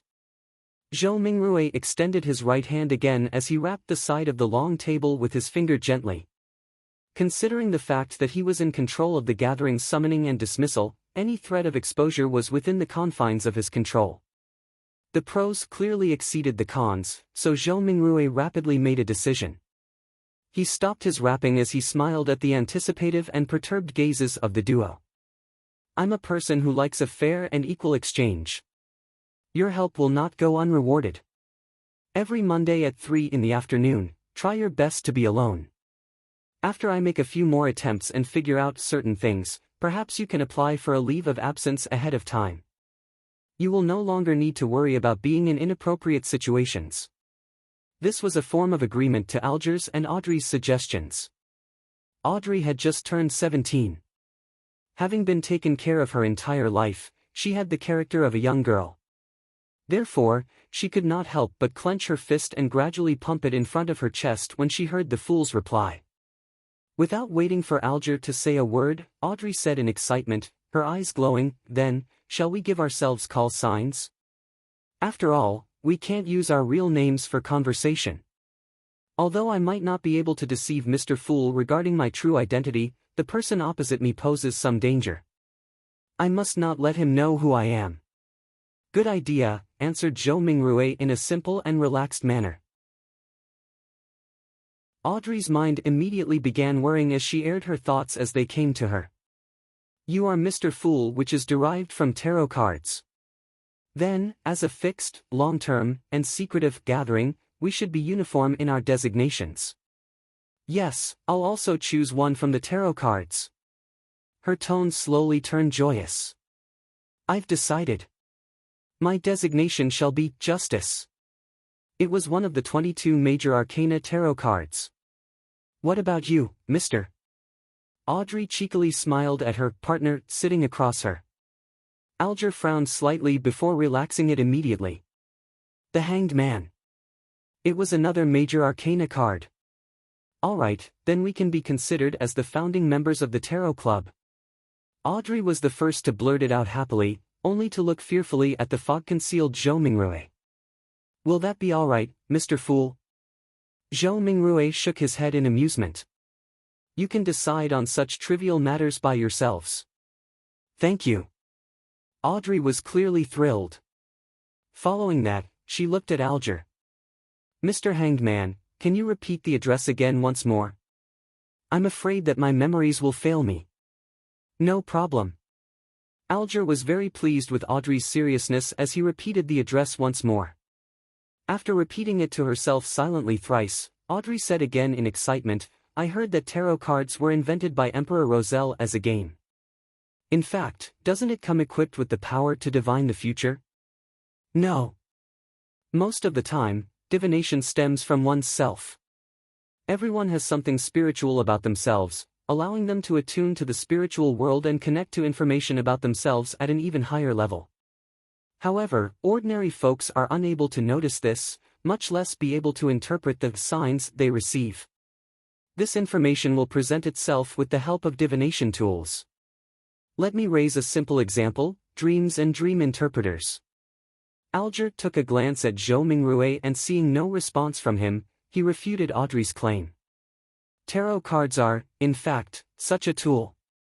It uses more symbolism and more logical elements to help us in conveniently and accurately interpreting the signs." Although Zhou Mingrui appeared indifferent, he was actually listening very carefully. It was only at this point that his empty mind slowly became heavy as his head began to feel a throbbing pain. "Got it." Audrey nodded in agreement. Following that, she emphasized, "That's not what I meant. I'm not doubting the tarot cards, But I heard that Emperor Roselle had actually created another set of cards, secret and mysterious ones. They were paper cards which symbolized a particular unknown power. There was a total of 22 cards that he completed. Later on in life, he referenced them to create the 22 major arcana tarot cards which are used as a gaming tool. Was what I said correct? She looked at Zhou Mingrui as though she was attempting to get an answer from the mysterious Mr. Fool. All Zhou Mingrui did was smile without saying a word. He cast his gaze at the hanged man as though he was putting him to the test. Alger subconsciously straightened his back and said in a deep voice, "That's right. It is said that Emperor Roselle had seen the blasphemy slate and that set of paper cards contain the profound mysteries of the 22 paths of the divine." 22 paths of the divine, repeated Audrey with a longing tone.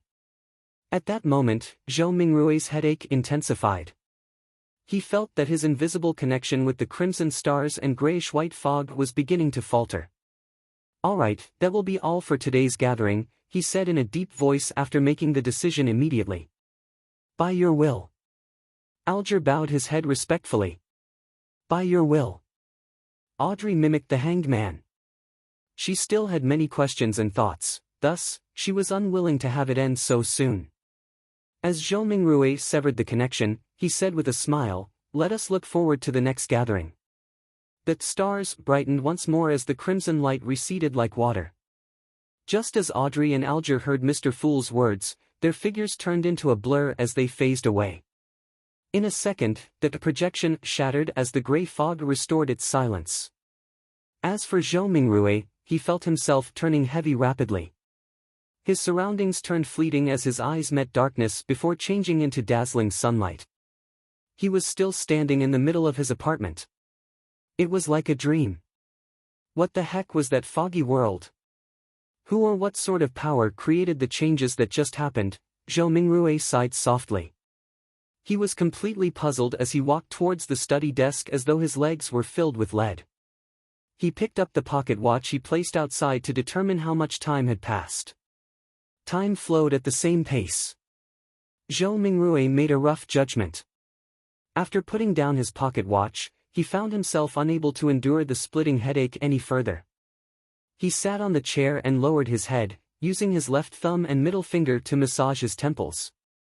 After a long while, he suddenly let out a sigh and said in Mandarin, "From the looks of it, I won't be able to return any time soon, only the clueless could be fearless." After witnessing such a fascinating event and learning the situation regarding Beyonders and the mysterious world, Zhou Mingrui no longer dared to rashly try the luck enhancement ritual using ancient Faesac or Loan language.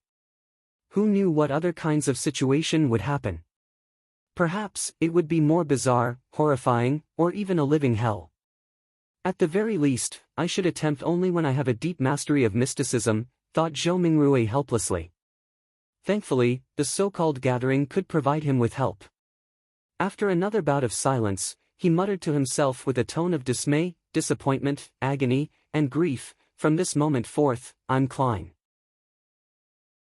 Klein tried his best to refocus his solutions and plans so as to purge the negative emotions in him. Perhaps, he could learn the potion formula for Spectator from the side. The gathering that just happened sure is fascinating. People who reside in different places across the world can reduce hundreds of kilometers to just mere inches and discuss face-to-face while supplying each other's needs.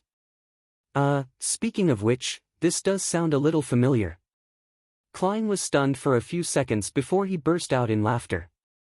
Pressing against his temple, he jested under his breath, "Wasn't that a social networking platform?" Chapter 8, A New Era Whoosh. Howling wind accompanied a downpour. The three-mast sailboat was tossed around by the crests and troughs of the incoming waves, as if it was being toyed by a giant. The crimson glow in Alger Wilson's eyes faded. He found himself still remaining on the deck and nothing appeared to have changed. Almost immediately, the quirky-shaped glass bottle in his palm shattered and the frost within melted into the rain. In seconds, there were no longer any traces left that suggested the existence of the wondrous antique. A hexagonal crystal-like snowflake emerged on Alger's palm. It then faded rapidly until it was seemingly absorbed by the flesh, vanishing completely in the process.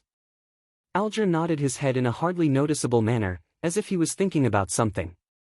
He remained still and silent for a full 5 minutes.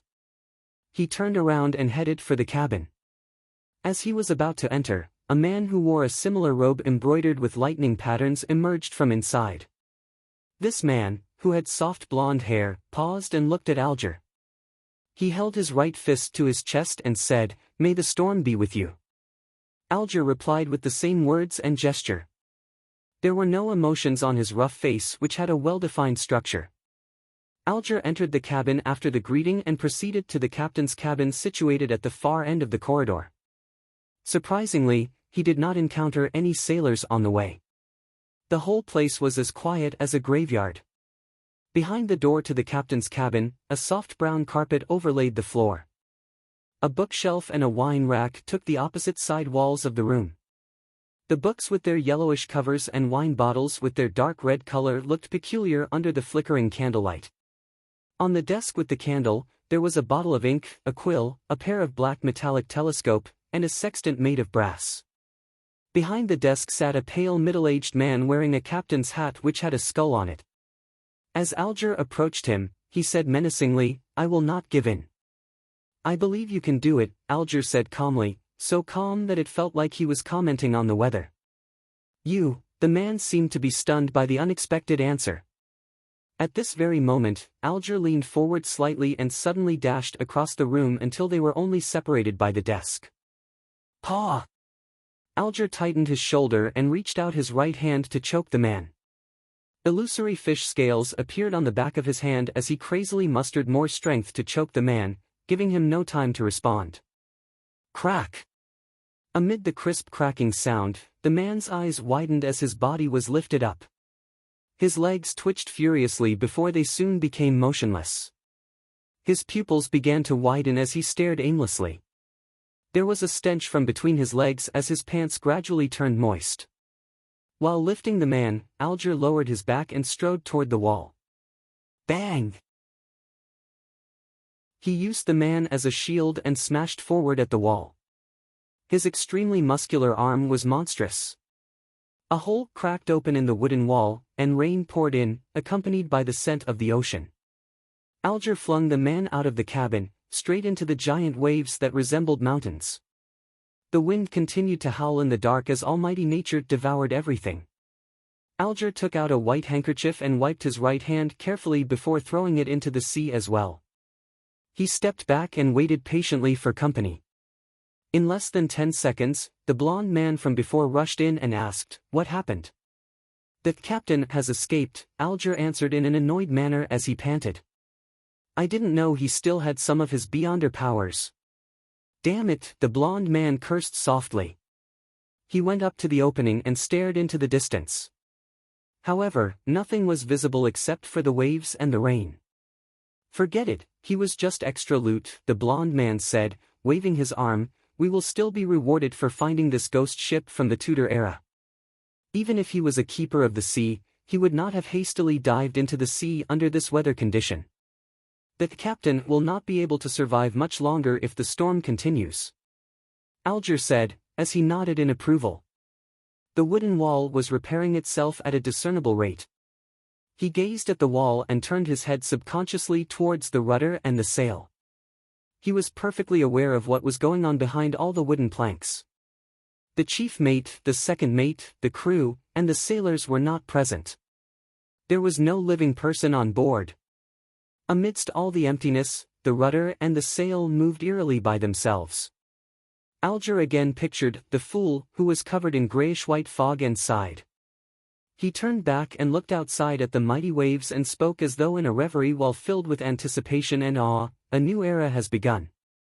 Empress Borough, Backlund, capital of the Lone Kingdom." Audrey Hall pinched her cheeks in disbelief of her encounter a while ago. On the dressing table in front of her, the old bronze mirror had shattered into pieces. Audrey cast her gaze downwards and saw the swirling crimson on the back of her hand. It was like a tattoo depicting a star.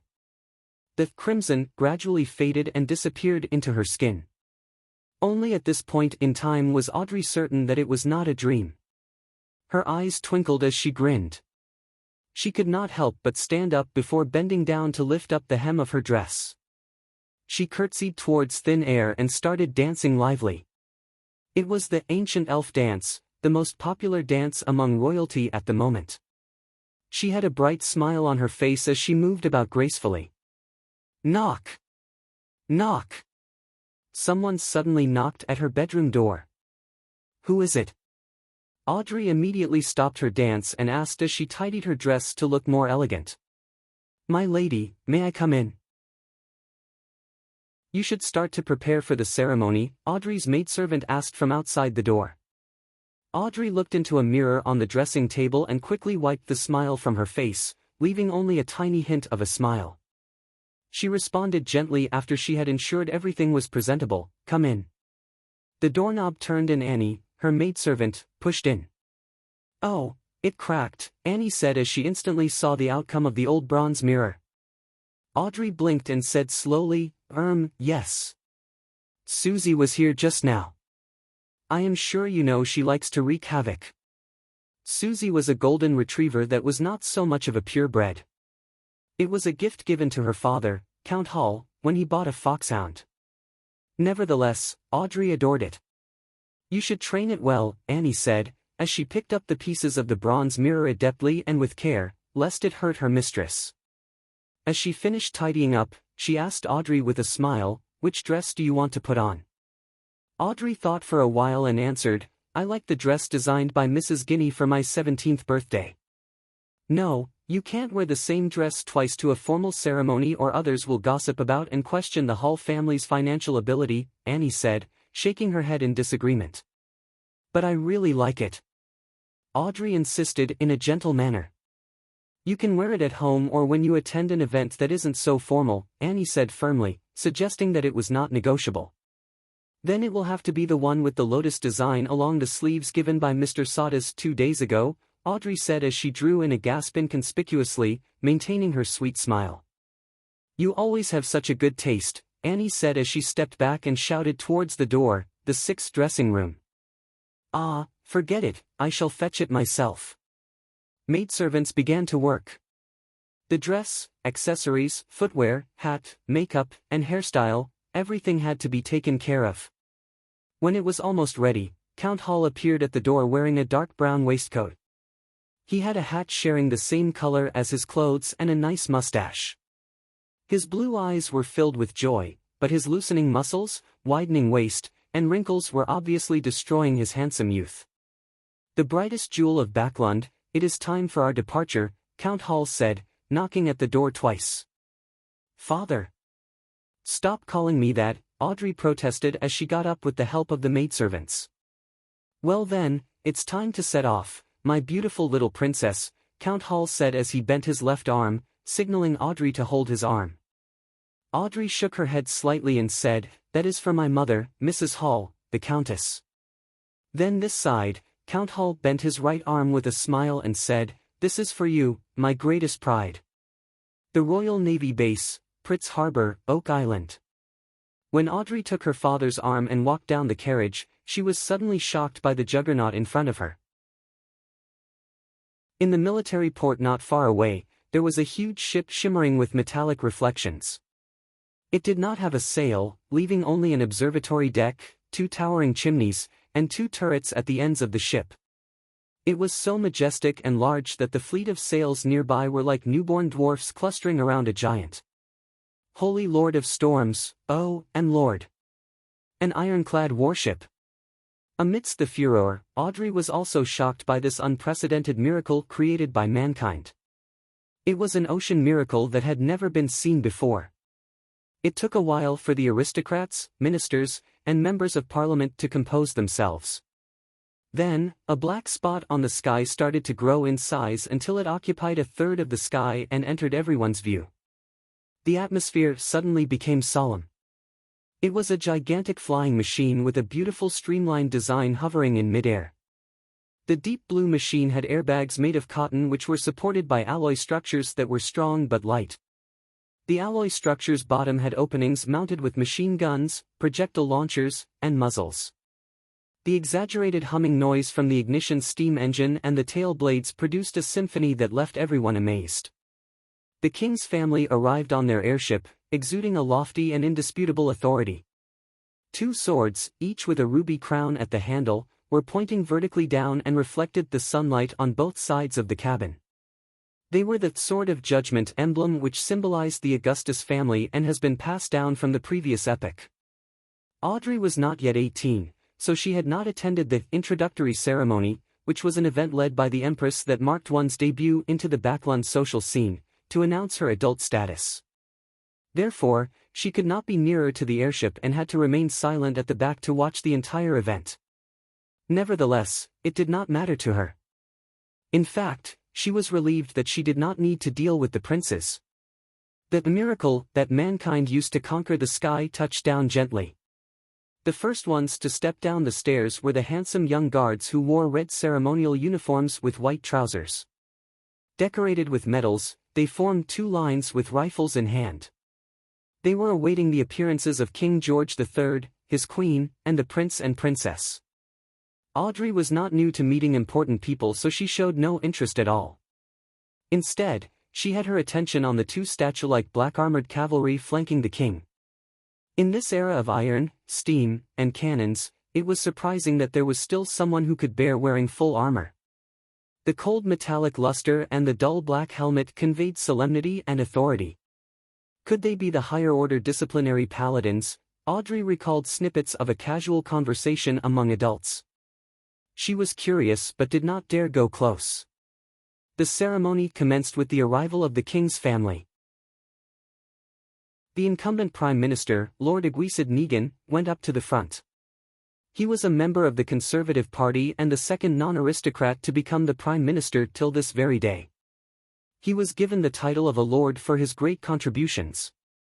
Of course, Audrey knew more. The main supporter of the Conservative Party was the present Duke of Negan, Pallas Negan, who was the brother of Aguisid. Aguisid was a slender and almost bald 50-plus-year-old man with a sharp gaze. He surveyed the area before speaking.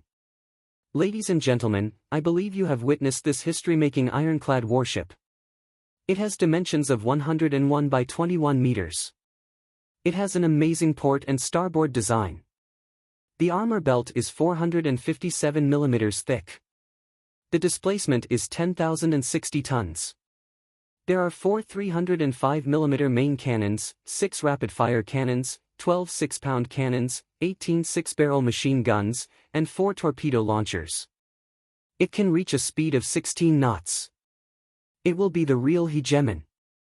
It will conquer the seas. The crowd was roused.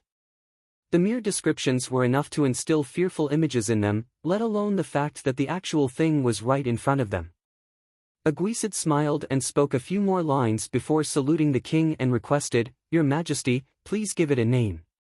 Since it will set sail from Pritz Harbor, it should be named the Pritz," George III responded. His expression showed his delight. The Pritz. The Pritz. The word spread from the Navy Minister and the Admiral of the Royal Navy to all the soldiers and officers on the deck. They all exclaimed in unison, "The Pritz." George III ordered the Pritz to set sail for a trial in the midst of the gun salutes and the celebratory atmosphere. Honk! Thick smoke spewed out from the chimneys. The sound from the machinery could be heard faintly beneath the sound of the ship horn. The juggernaut departed from the harbor. Everyone was shocked when the two main cannons at the ship's bow fired at an uninhabited island in its path. Boom! Boom! Boom! The ground shook as dust shot up into the sky. Shock waves spread out, producing waves in the sea. Satisfied, Aguisid turned back to the crowd and announced, "From this day on, doomsday will fall on the 7 pirates who call themselves admirals and the 4 who call themselves kings. They can only shiver in fear. It is the end of their era. Only the ironclad warship will roam the seas, no matter whether the pirates have the powers of the Beyonders, ghost ships, or cursed ships." Aguisid's chief secretary deliberately asked, "Can't they build their own ironclad warships?" Some of the nobles and members of parliament nodded, feeling that such a possibility could not be eliminated. Aguisid immediately smiled and shook his head slowly as he answered, "Impossible. It will never be possible." Building our ironclad warship required 3 big coal and steel amalgamators, a scale of more than 20 steel factories, 60 scientists and senior engineers from the Backlund Cannon Academy and Pritz Nautical Academy, 2 royal shipyards, almost 100 factories for spare parts, an admiralty, a shipbuilding committee, a cabinet, a determined king with excellent foresight, and a great country with an annual steel production of 12 million tons. The pirates will never achieve it. Having said that, he paused and raised his arms before shouting in agitation, "Ladies and gentlemen, the era of cannons and warships has dawned upon us." Chapter 9, The Notebook. After half an hour of rest, Zhou Mingrui, who now viewed himself as Klein, finally recovered. In the meantime, he found that there were now 4 black dots on the back of his hand, which happened to form a small square. These 4 black spots faded and disappeared quickly, but Klein knew that they were still hiding in his body, waiting to be awakened. For spots forming a square, is it in correspondence with the 4 pieces of staple food at the 4 corners of the room? Does this mean that in the future, I don't need to prepare the food and can do the ritual and chants immediately? Klein made a guess. This might seem good, but the emergence of the spots was ominous, and things that one lacked understanding of were always scary. The fact that those inexplicable Chinese divinations from Earth could produce effects here, the strange transmigration in his sleep, the mysterious murmurings that almost drove him crazy during the ritual, and the mysterious and trippy gray world whose significance he had no idea of made Klein shiver in the hot weather of June. The oldest and strongest emotion of mankind is fear, and the oldest and strongest fear is the fear of the unknown. He recalled this saying as he was experiencing the fear of the unknown acutely. There was in him an unprecedented and irresistible urge to make contact with the mysterious domain, to learn more, and to explore the unknown. There was also a contradicting escape mentality within him compelling him to pretend nothing had happened. Intense sunlight shone through the window onto the desk. It was as if there were grains of gold sprinkled on the desk. Klein gazed at the desk, feeling as though he had come into contact with warmth and hope. He relaxed slightly, and a strong sense of fatigue washed over him. His eyelids were as heavy as lead as they kept closing themselves. It must have been the combined effect of the sleepless night and the tiring encounter. Klein shook his head and pushed himself up with the aid of the desk. He stumbled towards the double-decked bed, completely disregarding the rye bread placed at the 4 corners of the room. He fell asleep immediately after he lay down. Groan! Groan! Klein was woken up by hunger pangs. When he opened his eyes, he felt rejuvenated. There's still a slight headache. He rubbed his temples and sat up. He was so hungry that he could eat a horse. He returned to the desk while straightening his shirt. He picked up the silver vine-leaf pocket watch. Paw! The pocket watch's lid sprang open and the second hand was ticking. 12:30. I slept for 3 hours. Klein put the pocket watch back into his linen shirt pocket while swallowing. In the northern continent, there were 24 hours in a day, 60 minutes in an hour, and 60 seconds in a minute. Whether each second passed at the same rate here compared to Earth was unknown to Klein. At this moment, he could not even think of terms such as mysticism, rituals, or the grayish world. His mind was occupied by one thing: food. He would leave the thinking to after his meals. Only then could he work. Klein picked up the loaves of rye bread from the 4 corners and wiped off the minute specks of dust on it without any hesitation. He planned on making one of them his lunch. He decided to dig into the offerings because he only had 5 pence with him and there was a tradition of eating the offerings back in his hometown. After all, there was not any observable change to the bread. It was better to be frugal. Of course, the memory and habits left behind by the original Klein had also played a role. It was a huge waste to use the expensive gas only to light up the room. So, Klein took out a furnace and boiled water with it after adding some coal. He paced around as he waited.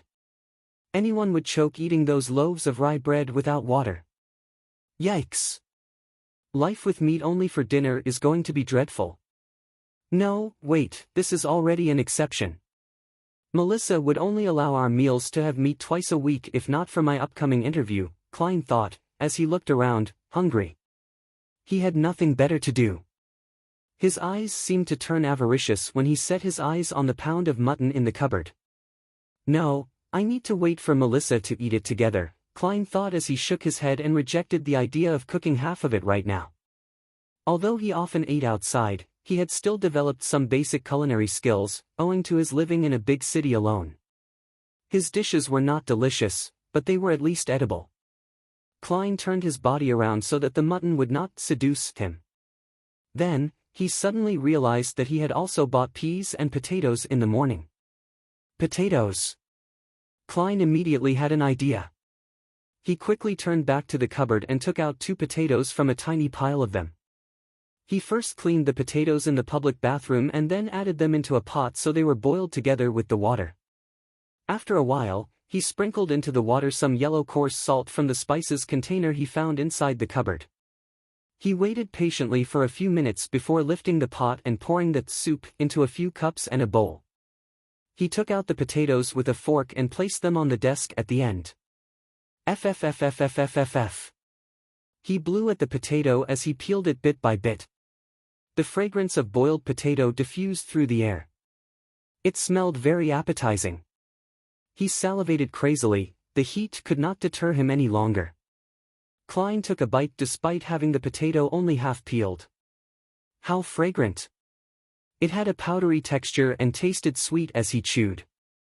He was instantly filled with emotions and he wolfed down the 2 potatoes. He even ate some of the skin. Then, he held up the bowl and enjoyed the soup.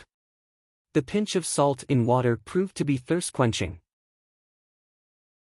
I really enjoyed eating potatoes this way when I was young. A filled Klein exclaimed in his head. Meanwhile, he tore off a small piece of bread and dipped it into the soup to eat it softened. Perhaps the ritual was too tiring. Klein ate 2 loaves of bread which amounted to a whole pound. Klein felt he was finally rejuvenated. He enjoyed the joy of life after he drank that soup before tidying up.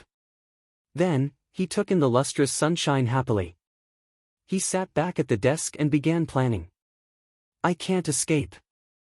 I must think of a way to come into contact with mysticism and become a beyonder as mentioned by Justice and the Hanged Man. I need to overcome the fear of the unknown. The only way now is to wait for the next gathering. I need to try listen for the formula of the spectator potion or other things related to mysticism. There are 4 more days before Monday. Before that, I need to first figure out the problem with Klein. Why did he commit suicide? What happened to him? Unable to transmigrate back and wash his hands of everything, Klein picked up the notebook that lay on the table. He wanted to find hints that could help him regain his lost memory fragments. The original Klein obviously had the habit of taking notes. He also liked to write diaries. Klein was fully aware that the cabinet that supported the desk on the right stored a whole stack of completed notebooks. The book he had began on the 10th of May. Matters regarding his school and mentor, as well as content pertaining to knowledge were at the beginning. May 12th.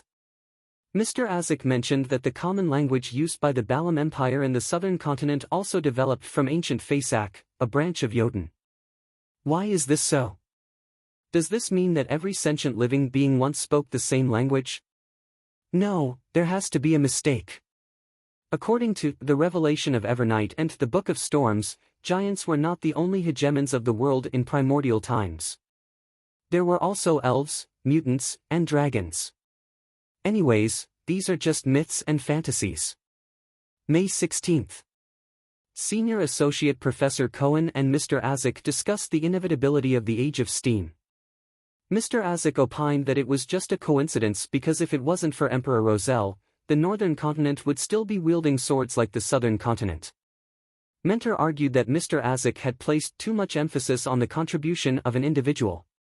He believes that with progress, even if there wasn't an Emperor Roselle, there would be an Emperor Robert. Therefore, the Age of Steam might come late, but eventually come nevertheless. I found little meaning in their discussion. I prefer discovering new things and unraveling the hidden past. Perhaps I am more suited to study archaeology than history. May 29th. Welch found me and told me that he had acquired a notebook from the Fourth Epoch. Oh my goddess! A notebook from the Fourth Epoch. He didn't want to ask the archaeology department students for help, so he came to Naya and me to help him decode the contents. How can I refuse? Of course, I can only do it after my graduation defense. I can't afford diverting my attention at this stage. This caught Klein's attention. Compared to the notes about history and viewpoint disagreements, the appearance of a notebook from the Fourth Epoch might have led to Klein's suicide. The Fourth Epoch was the epoch before the present Iron Age. Its history was mysterious and incomplete. Due to the fact that very few tombs, ancient cities, and records had been found, archaeologists and historians could only refer to the ambiguous records provided by the 7 major churches that centered around their religious teachings to roughly form the original picture. They knew the existence of the Solomon Empire, the Tudor dynasty, and the Trunsoist Empire. Having set his sights on solving the mystery and restoring history, Klein didn't have much interest in the first 3 eras, whose roots were closer to legends. He was more interested in the Fourth Epoch, also known as the Age of the Gods. So Klein was concerned for his future career and thus focused on the interview. But it was all futile, Klein could not resist exclaiming. Universities were still very scarce and the majority of students were either from noble or wealthy families. As long as he did not have an extreme mindset, a commoner who had been admitted into university would have been able to build precious social connections through group discussions and networking events despite the prejudice and exclusion from the entrenched social circles. The very generous Welch McGovern was an example. He was the son of a banker from Constant City, Mid-Seashire, Lone Kingdom. He was used to asking Naya and Klein for help because they were always in the same group for work. Without thinking further, Klein continued reading the notebook. June 18th. I have graduated. Farewell, Koei University. June 19th. I have seen the notebook. By comparing sentence structures and root words, I discovered that it is a modified form of ancient Faisak. More precisely, over the course of its 1,000-year history, the Faisak language had changed constantly, a little at a time. June 20th. We have deciphered the contents of the first page.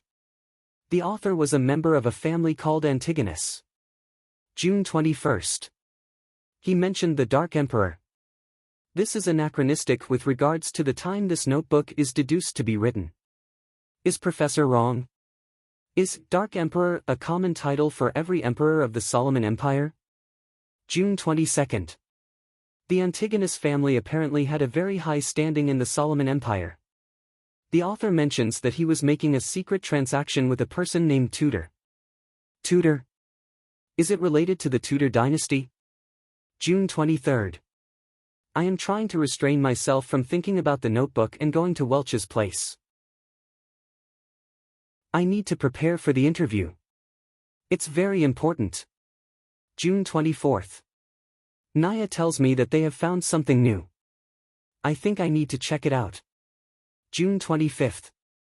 From the new deciphered content, the author had accepted a mission to visit the nation of the Evernight, situated at the summit of the highest peak of the Hornacis mountain range.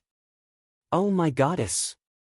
How can a nation exist at the summit of that peak which is over 6,000 meters above sea level?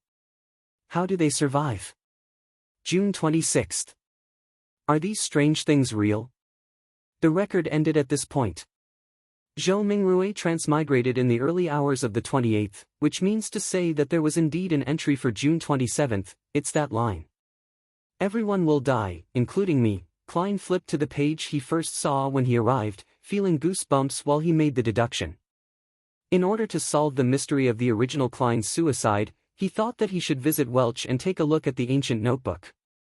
However, with a lot of experience from novels, movies, and TV drama series, he suspected that if they were really related, this visit would be very dangerous. Those who went investigating castles despite knowing that they were haunted served as a warning.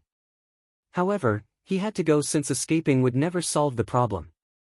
It would only make things worse, until it welled over and completely drowned him. Perhaps call the police. But claiming to have committed suicide would be silly, right? Knock. Knock, knock. There was a series of quick and forceful knocks. Klein sat straight up and listened. Knock. Knock, knock. The knocks echoed through the empty hallway. Chapter 10, The Norm, Who is it? Klein was thinking about the mysterious suicide of the original owner of this body and the unknown danger he might encounter when he heard the sudden knock on the door. He subconsciously opened the drawer, took out the revolver, and asked vigilantly. The other party was quiet for 2 seconds before a slightly sharp voice, in Awa's accent, replied, "It's me, Mountbatten, bitch Mountbatten." The voice paused for a moment before adding, "Police. Bitch Mountbatten." When Klein heard this name, he immediately thought of the owner of this name. He was the policeman in charge of the street where the apartment was located. He was a rude, brutal, hands-on man. But perhaps, only such a man could be a deterrent for alcoholics, thieves, part-time thieves, villains, and hooligans. And his unique voice was one of his trademarks. "Okay, I'll be right there," Klein responded loudly. He had planned to put the revolver back into the drawer, but thinking that he had no idea why the police was outside and that they might search the room or do other things, he cautiously ran to the stove where the flames had already been extinguished and put the revolver in it. Then he picked up the coal basket, shook a few pieces into the stove, covered the gun, and finally placed the kettle over the stove to conceal everything. After doing all of that, he tidied up his clothes and quickly approached the door and murmured, "Sorry, I just had a nap." Outside the door stood 4 policemen in black and white checkered uniforms with peak caps. Bitch Mountbatten, the one with a brown beard, coughed and said to Klein, "These 3 inspectors have something to ask you." "Inspectors?" Klein looked at the shoulder badges of the other 3 reflexively and found that 2 of them had 3 silver hexagons and 1 had 2, both of which looked superior to Bitch Mountbatten, who had only 3 chevrons. As a history student, Klein did little to no research into the ranks of police epaulets, except that Bitch Mountbatten often boasted of being a senior sergeant. So these 3 are inspectors? Influenced by conversations with Benson, Welch, and his classmates, Klein had the common sense to make way and point into the room. "Please come in. How might I help you?" The leader of the 3 inspectors was a middle-aged man with sharp eyes. He seemed to be able to read the mind of a person and make them fearful.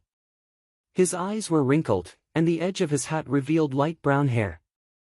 He looked around the room and asked in a deep voice, "Do you know Welch McGovern? What's wrong with him?" Klein quivered and blurted back, "I'm the one asking the questions." The dignified middle-aged police inspector had a stern look in his eyes.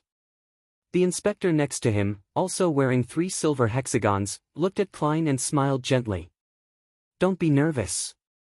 It's just a routine questioning." This policeman was in his 30s, with a straight nose and gray eyes that, like a lake in an ancient forest that no one visited, gave him an indescribable sense of depth. Klein took a breath and organized his words. "If you mean Welch McGovern, the graduate of Coe University from Constant, then I'm sure I know him. We are classmates with the same mentor, Senior Associate Professor Quentin Cohen." In the Lone Kingdom, professor was not only a professional title, but also a position, just like the combination of professors and department deans on Earth. That meant there could only be one professor in a university's department. If an associate professor wanted to become professor, they had to wait for their superior to retire, or force out their superior with their abilities. As talents needed to be retained, the kingdom's Higher Education Commission had added senior associate professors in the 3-level system of lecturers, associate professors, and professors after years of observation. This title was given to anyone with high academic achievements or with enough seniority but did not make it to the position of professor. At this point, Klein looked into the eyes of the middle-aged police inspector and thought for a second. "To be honest, our relationship is quite good. During this period, I met with him and Naya frequently to interpret and discuss the 4th epic notebook that belonged to him." "Inspectors, did something happen to him?" Instead of answering, the middle-aged police inspector looked sideways at his gray-eyed colleague. The inspector with the peak cap and ordinary looks replied mildly, "I'm sorry, Mr. Welch has passed away." What? Despite having some hunches, Klein could not help but shout out in astonishment. Welch died just like the original owner of this body. That is a little scary.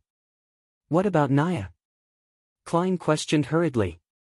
Ms. Naya passed away too, the gray-eyed police inspector said quite calmly.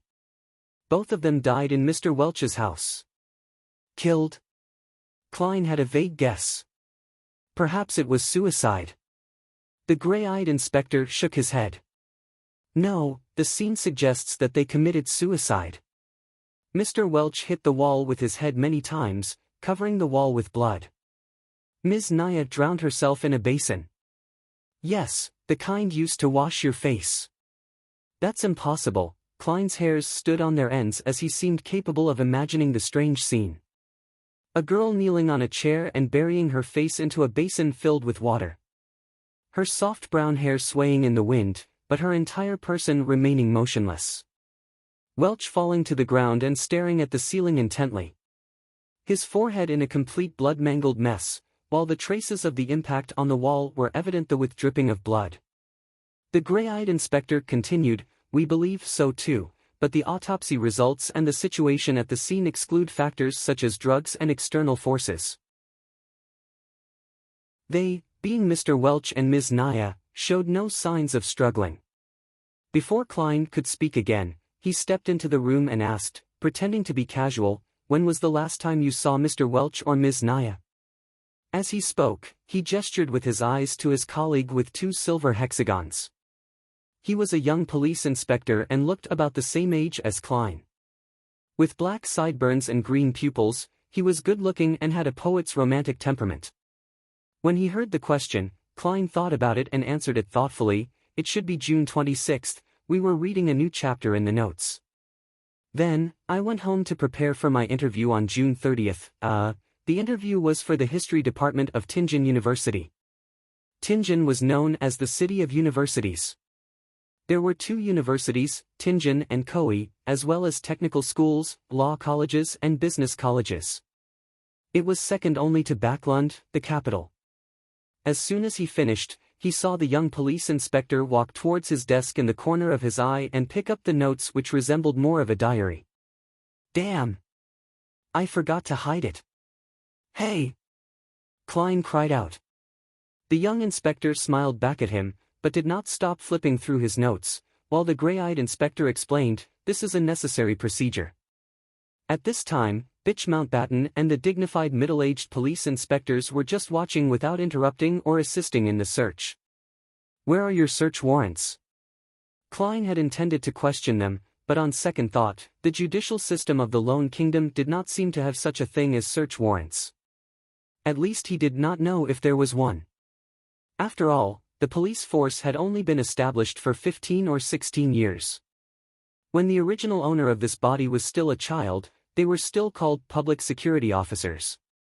Klein couldn't stop it.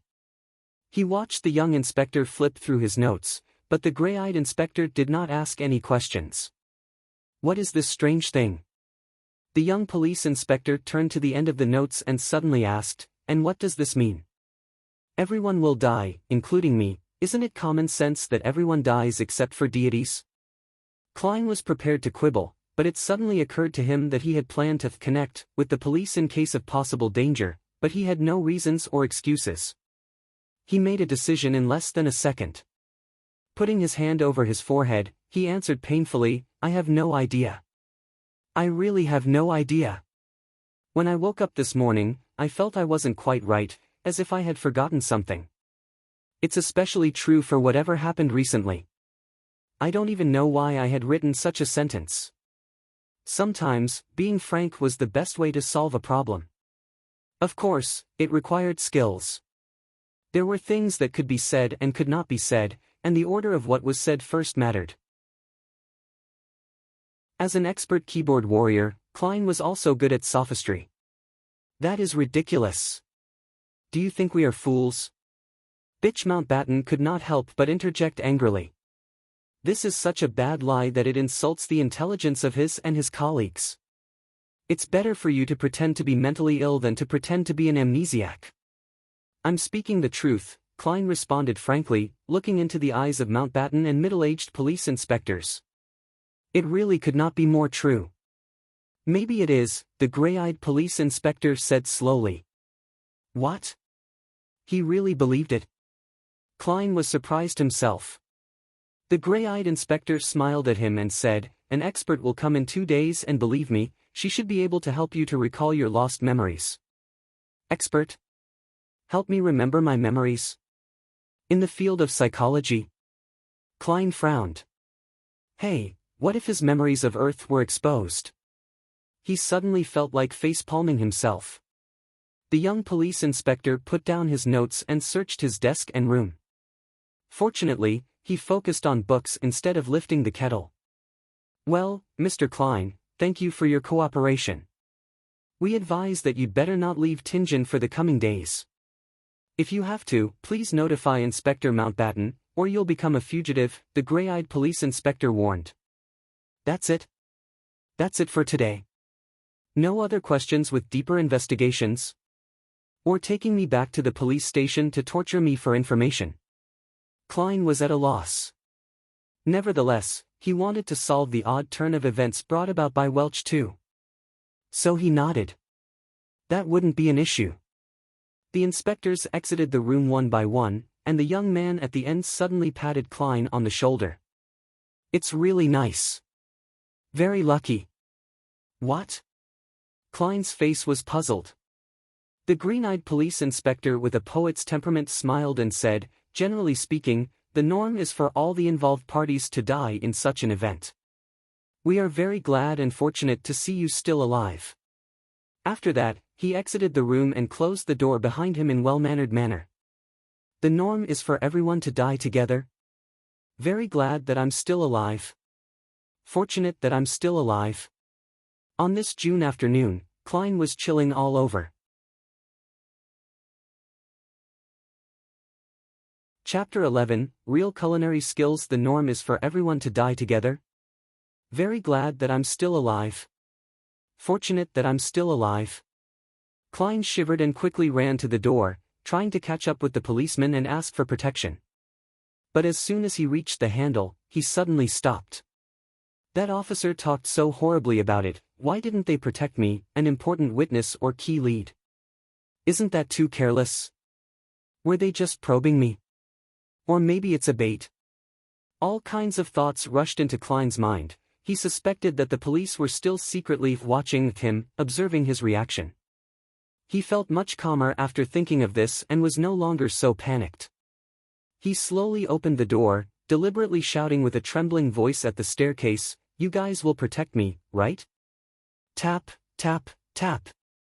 There was no response from the police officers, and there was no change in the rhythm of the contact between the leather shoes and the wooden stairs. "I know. You'll do that." Klein shouted again in a tone of feigned conviction, trying to act like a normal person that was in danger. The sound of footsteps gradually weakened and disappeared into the bottom floor of the apartment. Klein snorted and laughed. Isn't that response too fake? Their acting skills are not up to standard. He did not run after them. Instead, he turned back to the room and closed the door behind him. In the next few hours, Klein fully expressed what they called back in Foodaholic Empire, China, restlessness, nervousness, agitation, inadvertence, and murmuring words that he did not understand. He did not slack just because there was no one around. This is called the self-cultivation of an actor. He laughed at himself in his heart. When the sun moved to the west, the clouds on the horizon appeared to be reddish-orange. Tenants in the apartment came home one after another. Klein shifted his focus elsewhere. Melissa is almost done with school. He looked at the stove, lifted the kettle, peeled off the coal and took out the revolver. Without pause or delay, he reached to the back of the board under the double-decked bed where more than 10 wooden strips were staggered out. After clipping the left wheel between a piece of wooden strip and board, Klein straightened up and waited uneasily, fearing that the police would burst open the door and rush into the room with guns in their hands. If it was an age of steam, he was certain he would not be seen by anyone when he did that. However, there were extraordinary powers here. ones that he had proven through his own experiences. After waiting for a few minutes, there was no movement at the door. There was only the chatter between two tenants who were heading for the Heart of the Wild bar on Iron Cross Street. Phew. Klein exhaled, feeling assured.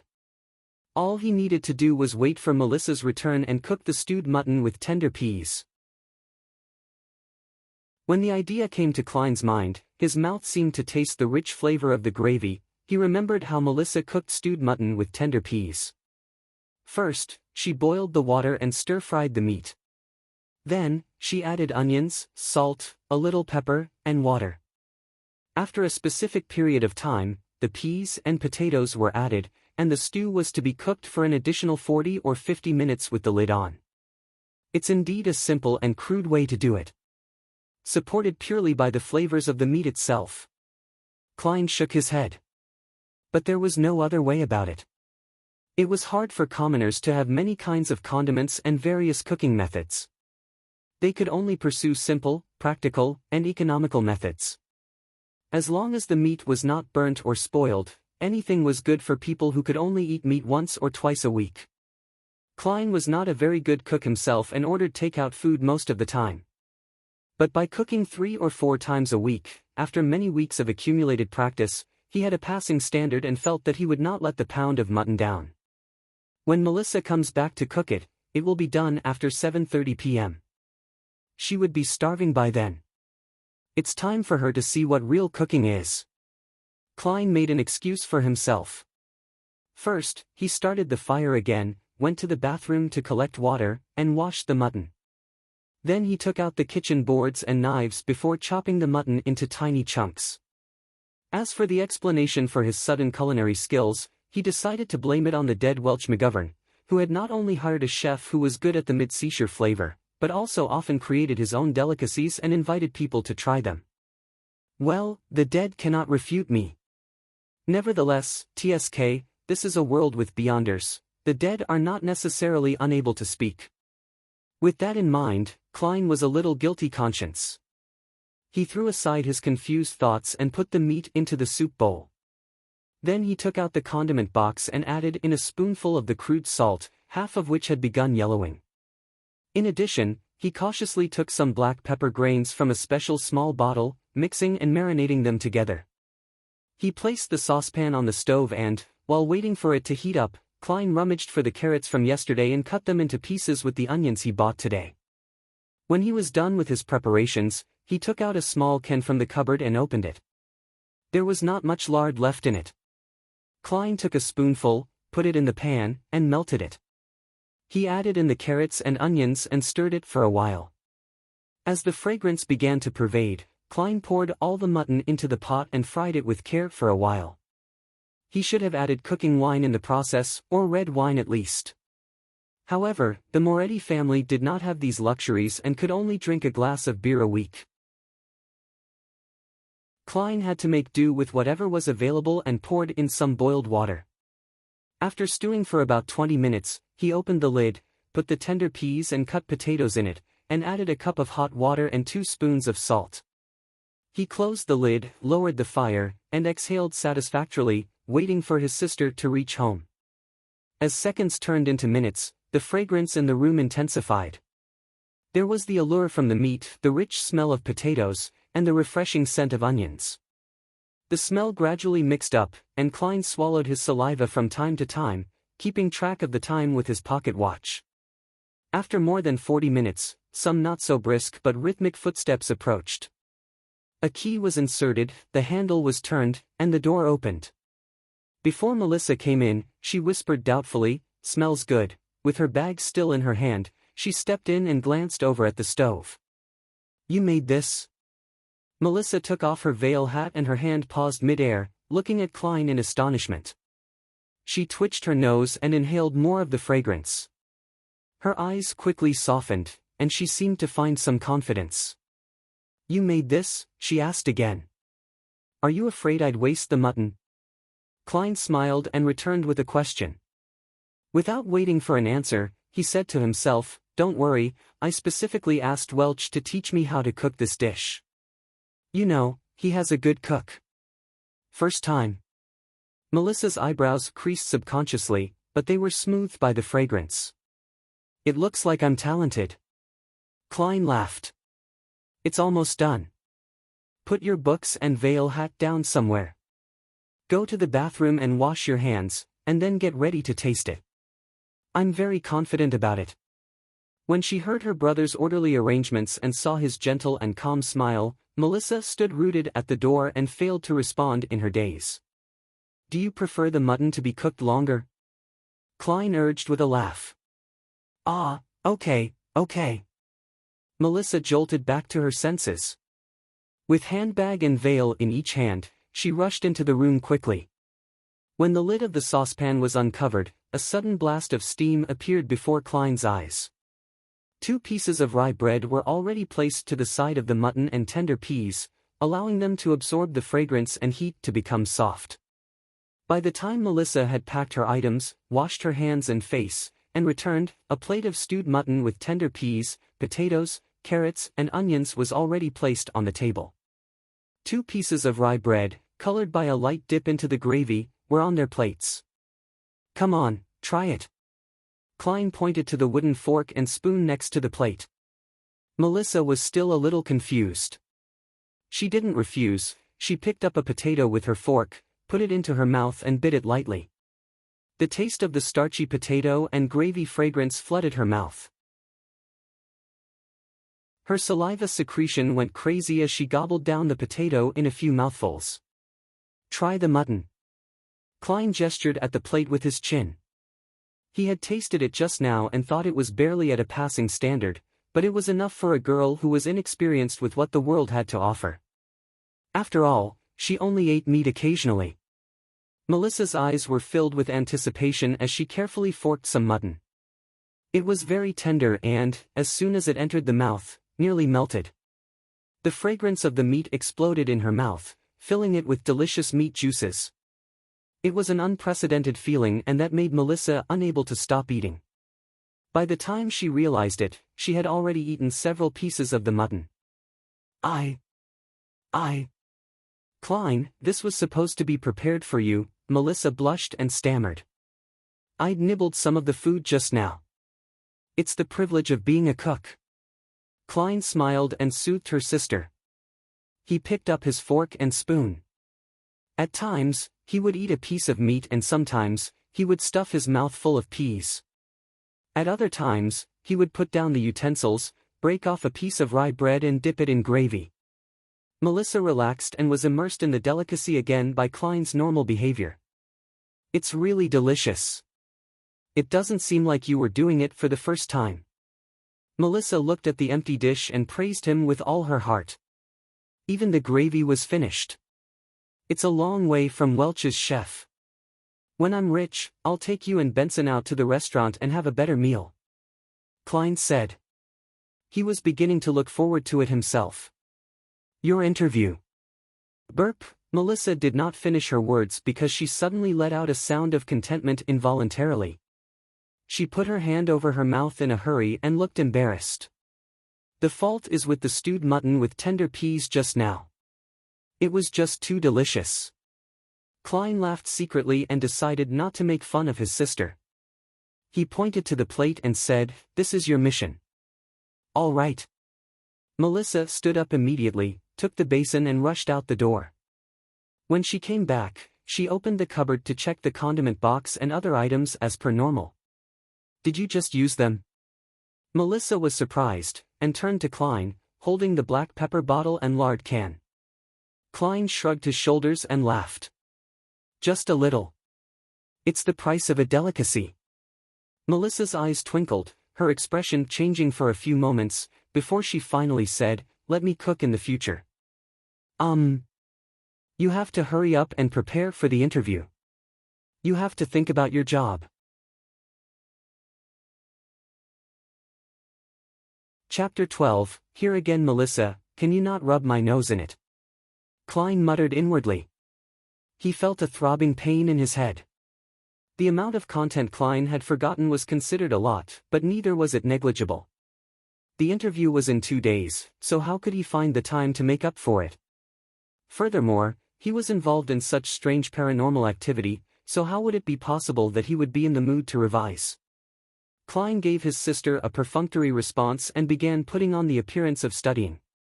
Melissa moved a chair over to sit beside him.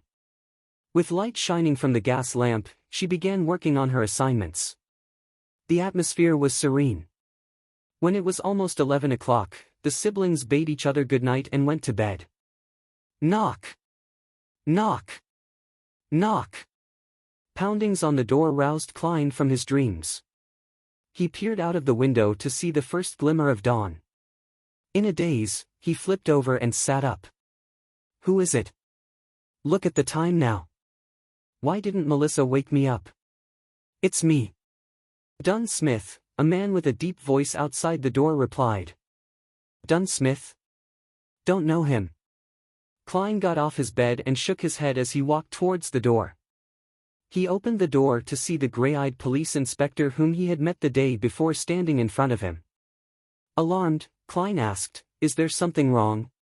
The policeman replied with a stern look, "We found a carriage driver. He testified that you had gone to Mr. Welch's place on the 27th, the day when Mr. Welch and Ms. Naya died. Furthermore, Mr. Welch was the one who paid for your transportation fees." Klein was startled. He did not feel a tinge of fear or guilt that one would expect from having his lies exposed. It was because he was not even lying. In fact, he was surprised by the evidence provided by Dunn Smith. On the 27th of June, the former Klein had indeed gone to Mr. Welch's place.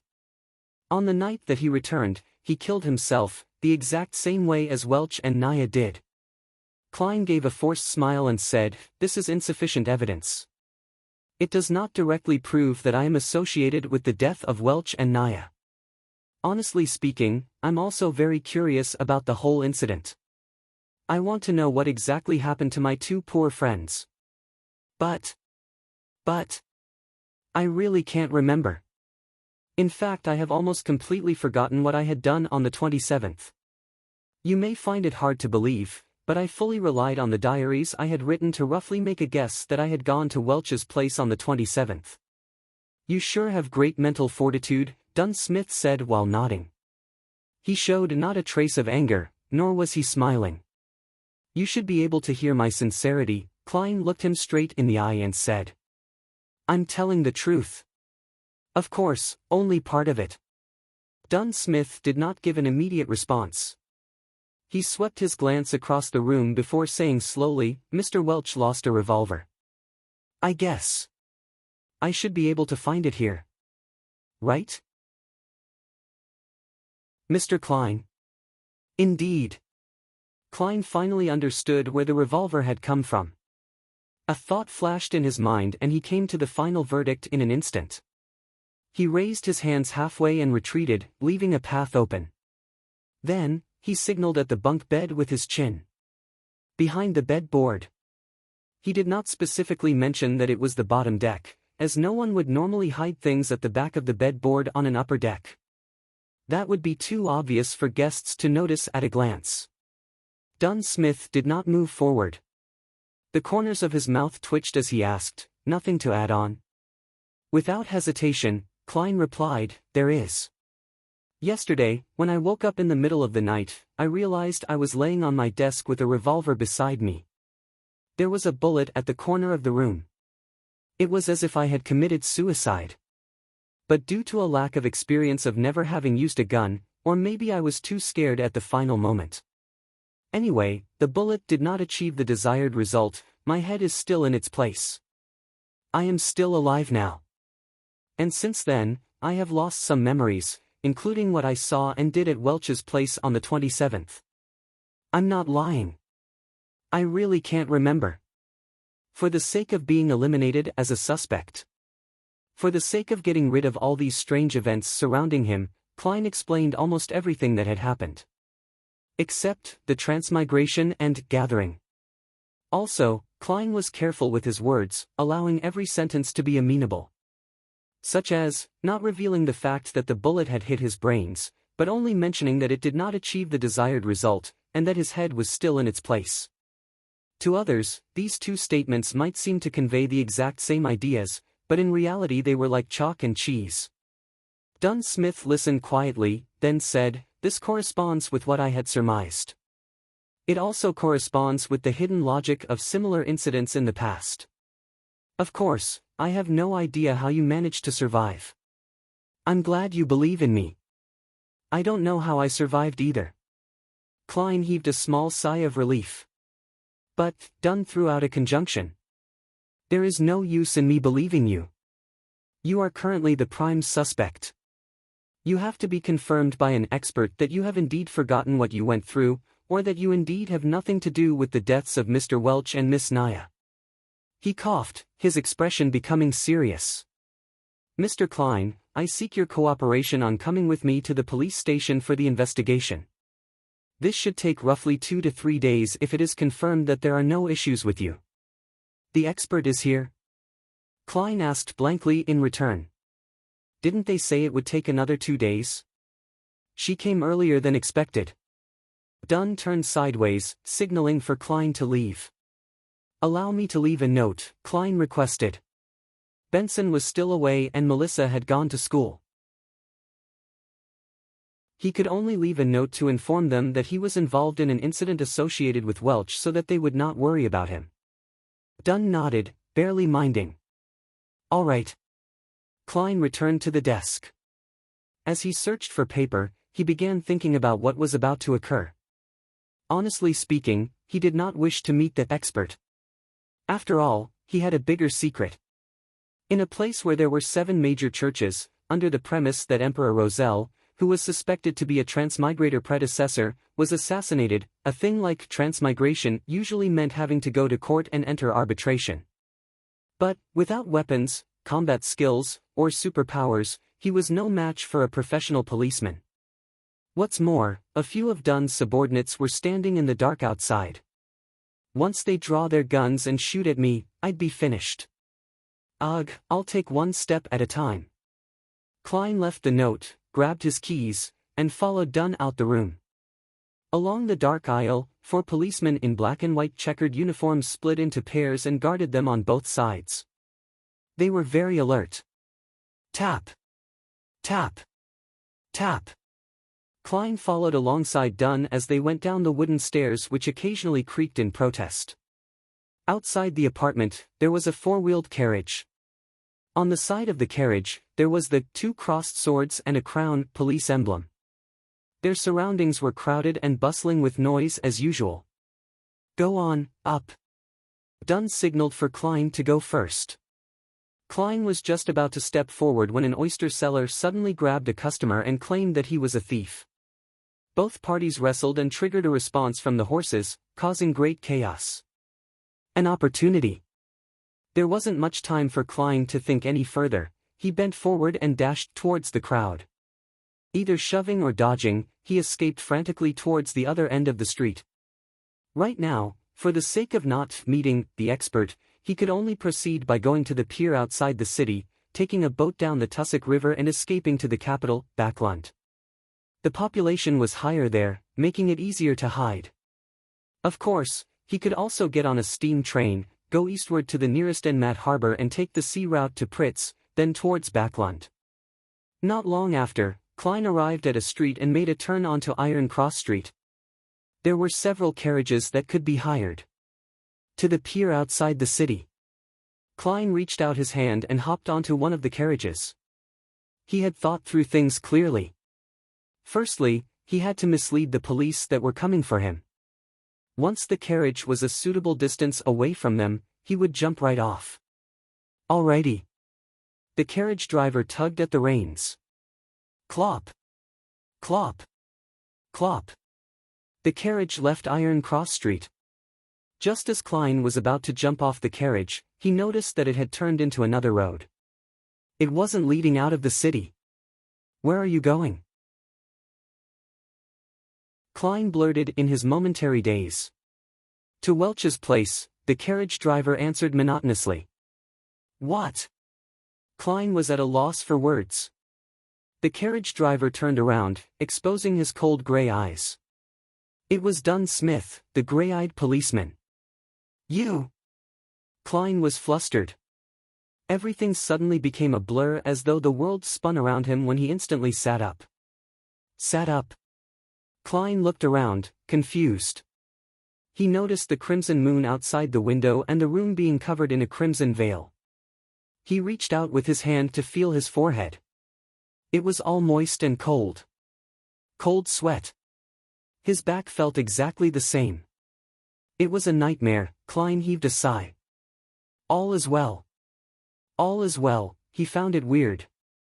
He was rather clear-minded in his dream. He was even able to think calmly. After calming down, Klein looked at his pocket watch. It was only 2 in the morning. He got out of bed quietly and planned to head to the washroom where he could wash his face and empty his burgeoning bladder. He opened the door and walked along the dark corridor. Under the dim moonlight, he walked lightly towards the washroom. Suddenly, he noticed a silhouette outside the window at the end of the corridor. That silhouette was wearing a black windbreaker that was shorter than a coat, but longer than a jacket. That silhouette was partly camouflaged in the darkness, bathing in the crimson moonlight. That silhouette turned around slowly. His eyes deep, gray, and cold. Dunn Smith.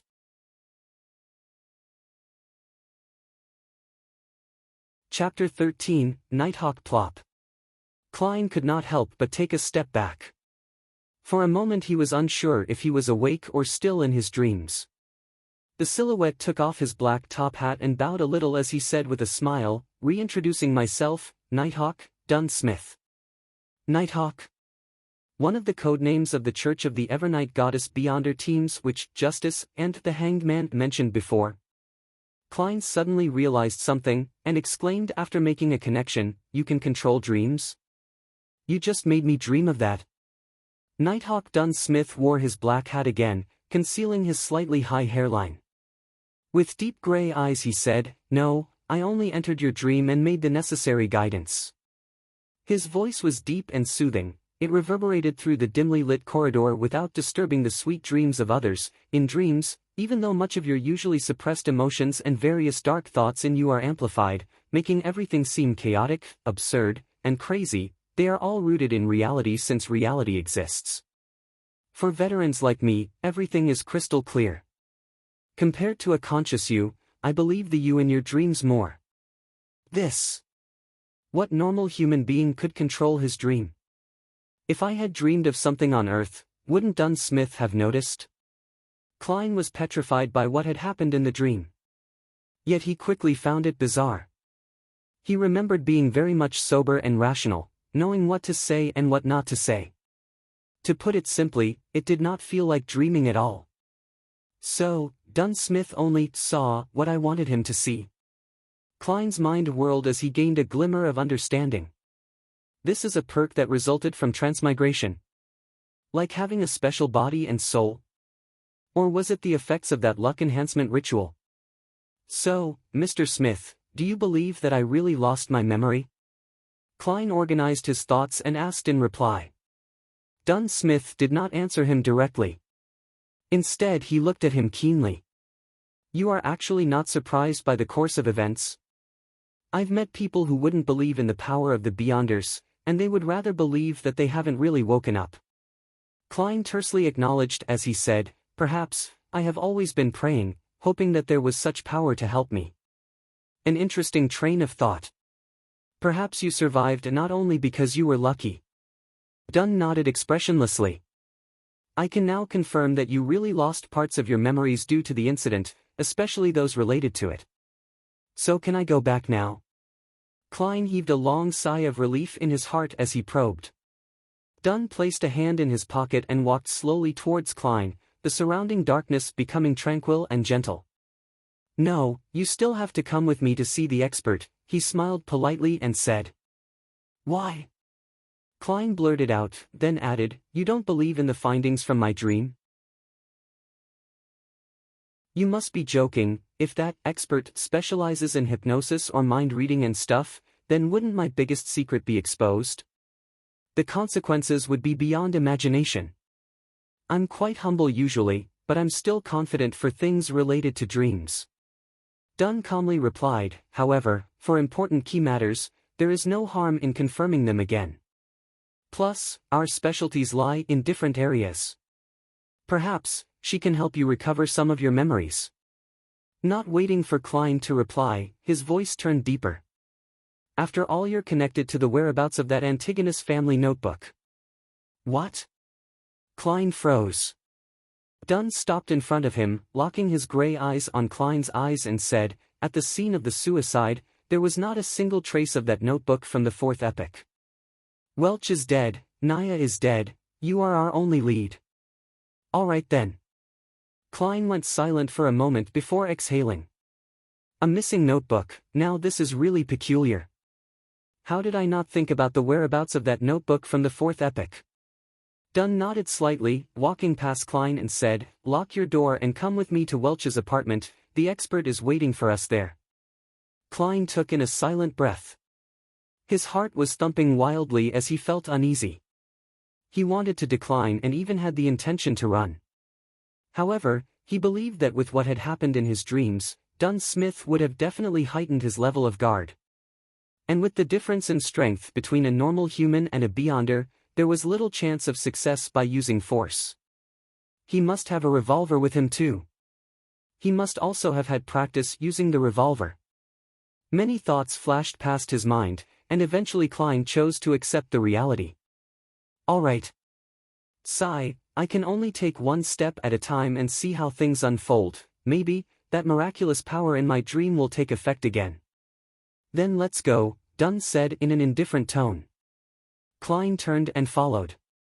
After taking 2 steps, he suddenly stopped and said, "Mr. Smith, I would like to use the bathroom first. I came out originally for the bathroom." Dunn did not stop him. Instead, he gave him a keen look and said, "No problem, Klein. Believe me, I am far more powerful than you can imagine in the dark night." "In the dark night." Klein silently repeated this phrase. He did not make any reckless attempt to escape and honestly relieved himself. He then washed his face with cold water, completely calming himself down. Klein changed his outfit and closed the door to his apartment. With gentle steps, Klein followed Dunn down the stairs and walked towards the building's entrance. In such a tranquil setting, Dunn Smith opened his mouth and spoke suddenly, "At the end of the dream, why did you try to escape? What were you afraid of?" Klein immediately thought of an answer as he said, "I do not remember what I did at Welch's place, nor do I remember if I was directly involved in Welch's and Naya's deaths. I was afraid that if it was really proven to be my doing, I would rather gamble and escape. I can then start anew in the southern continent. I would have done the same if I were you," Dunn said as he pushed open the door to the building, letting in the cool midnight breeze to disperse the sweltering heat inside. He was not afraid of Klein running away as he got on the carriage. It was exactly the one Klein had dreamed of, a 4-wheeled carriage drawn by a single horse and the carriage driver. There was also the police emblem of double-crossed swords that clustered a crown carved onto the side of the carriage. Klein followed into the carriage. Inside, there was a thick carpet laid out and the place was filled with a soothing fragrance. Having sat down, he looked for a topic to probe for more information. "Mr. Smith, what if, and I mean if, the expert confirms that I have really forgotten a part of my memories? And that there is no other evidence which points to me being the perpetrator or a victim, would this be over?" "In theory, yes. We will try to search for the notebook through other means. As long as it exists, it can be found. Of course, before that, we will have to make sure you are not cursed or have any scent of cacodemons and that there are no related psychological problems lingering. We must ensure that you can embrace the rest of your life peacefully and healthily." Dunn Smith had a smile on his face, a rather unusual smile. Klein caught on to this point keenly, and promptly inquired, "In theory?" "Yes, only in theory. In this field of work, there are always twisted, unorthodox, and inexplicable things happening."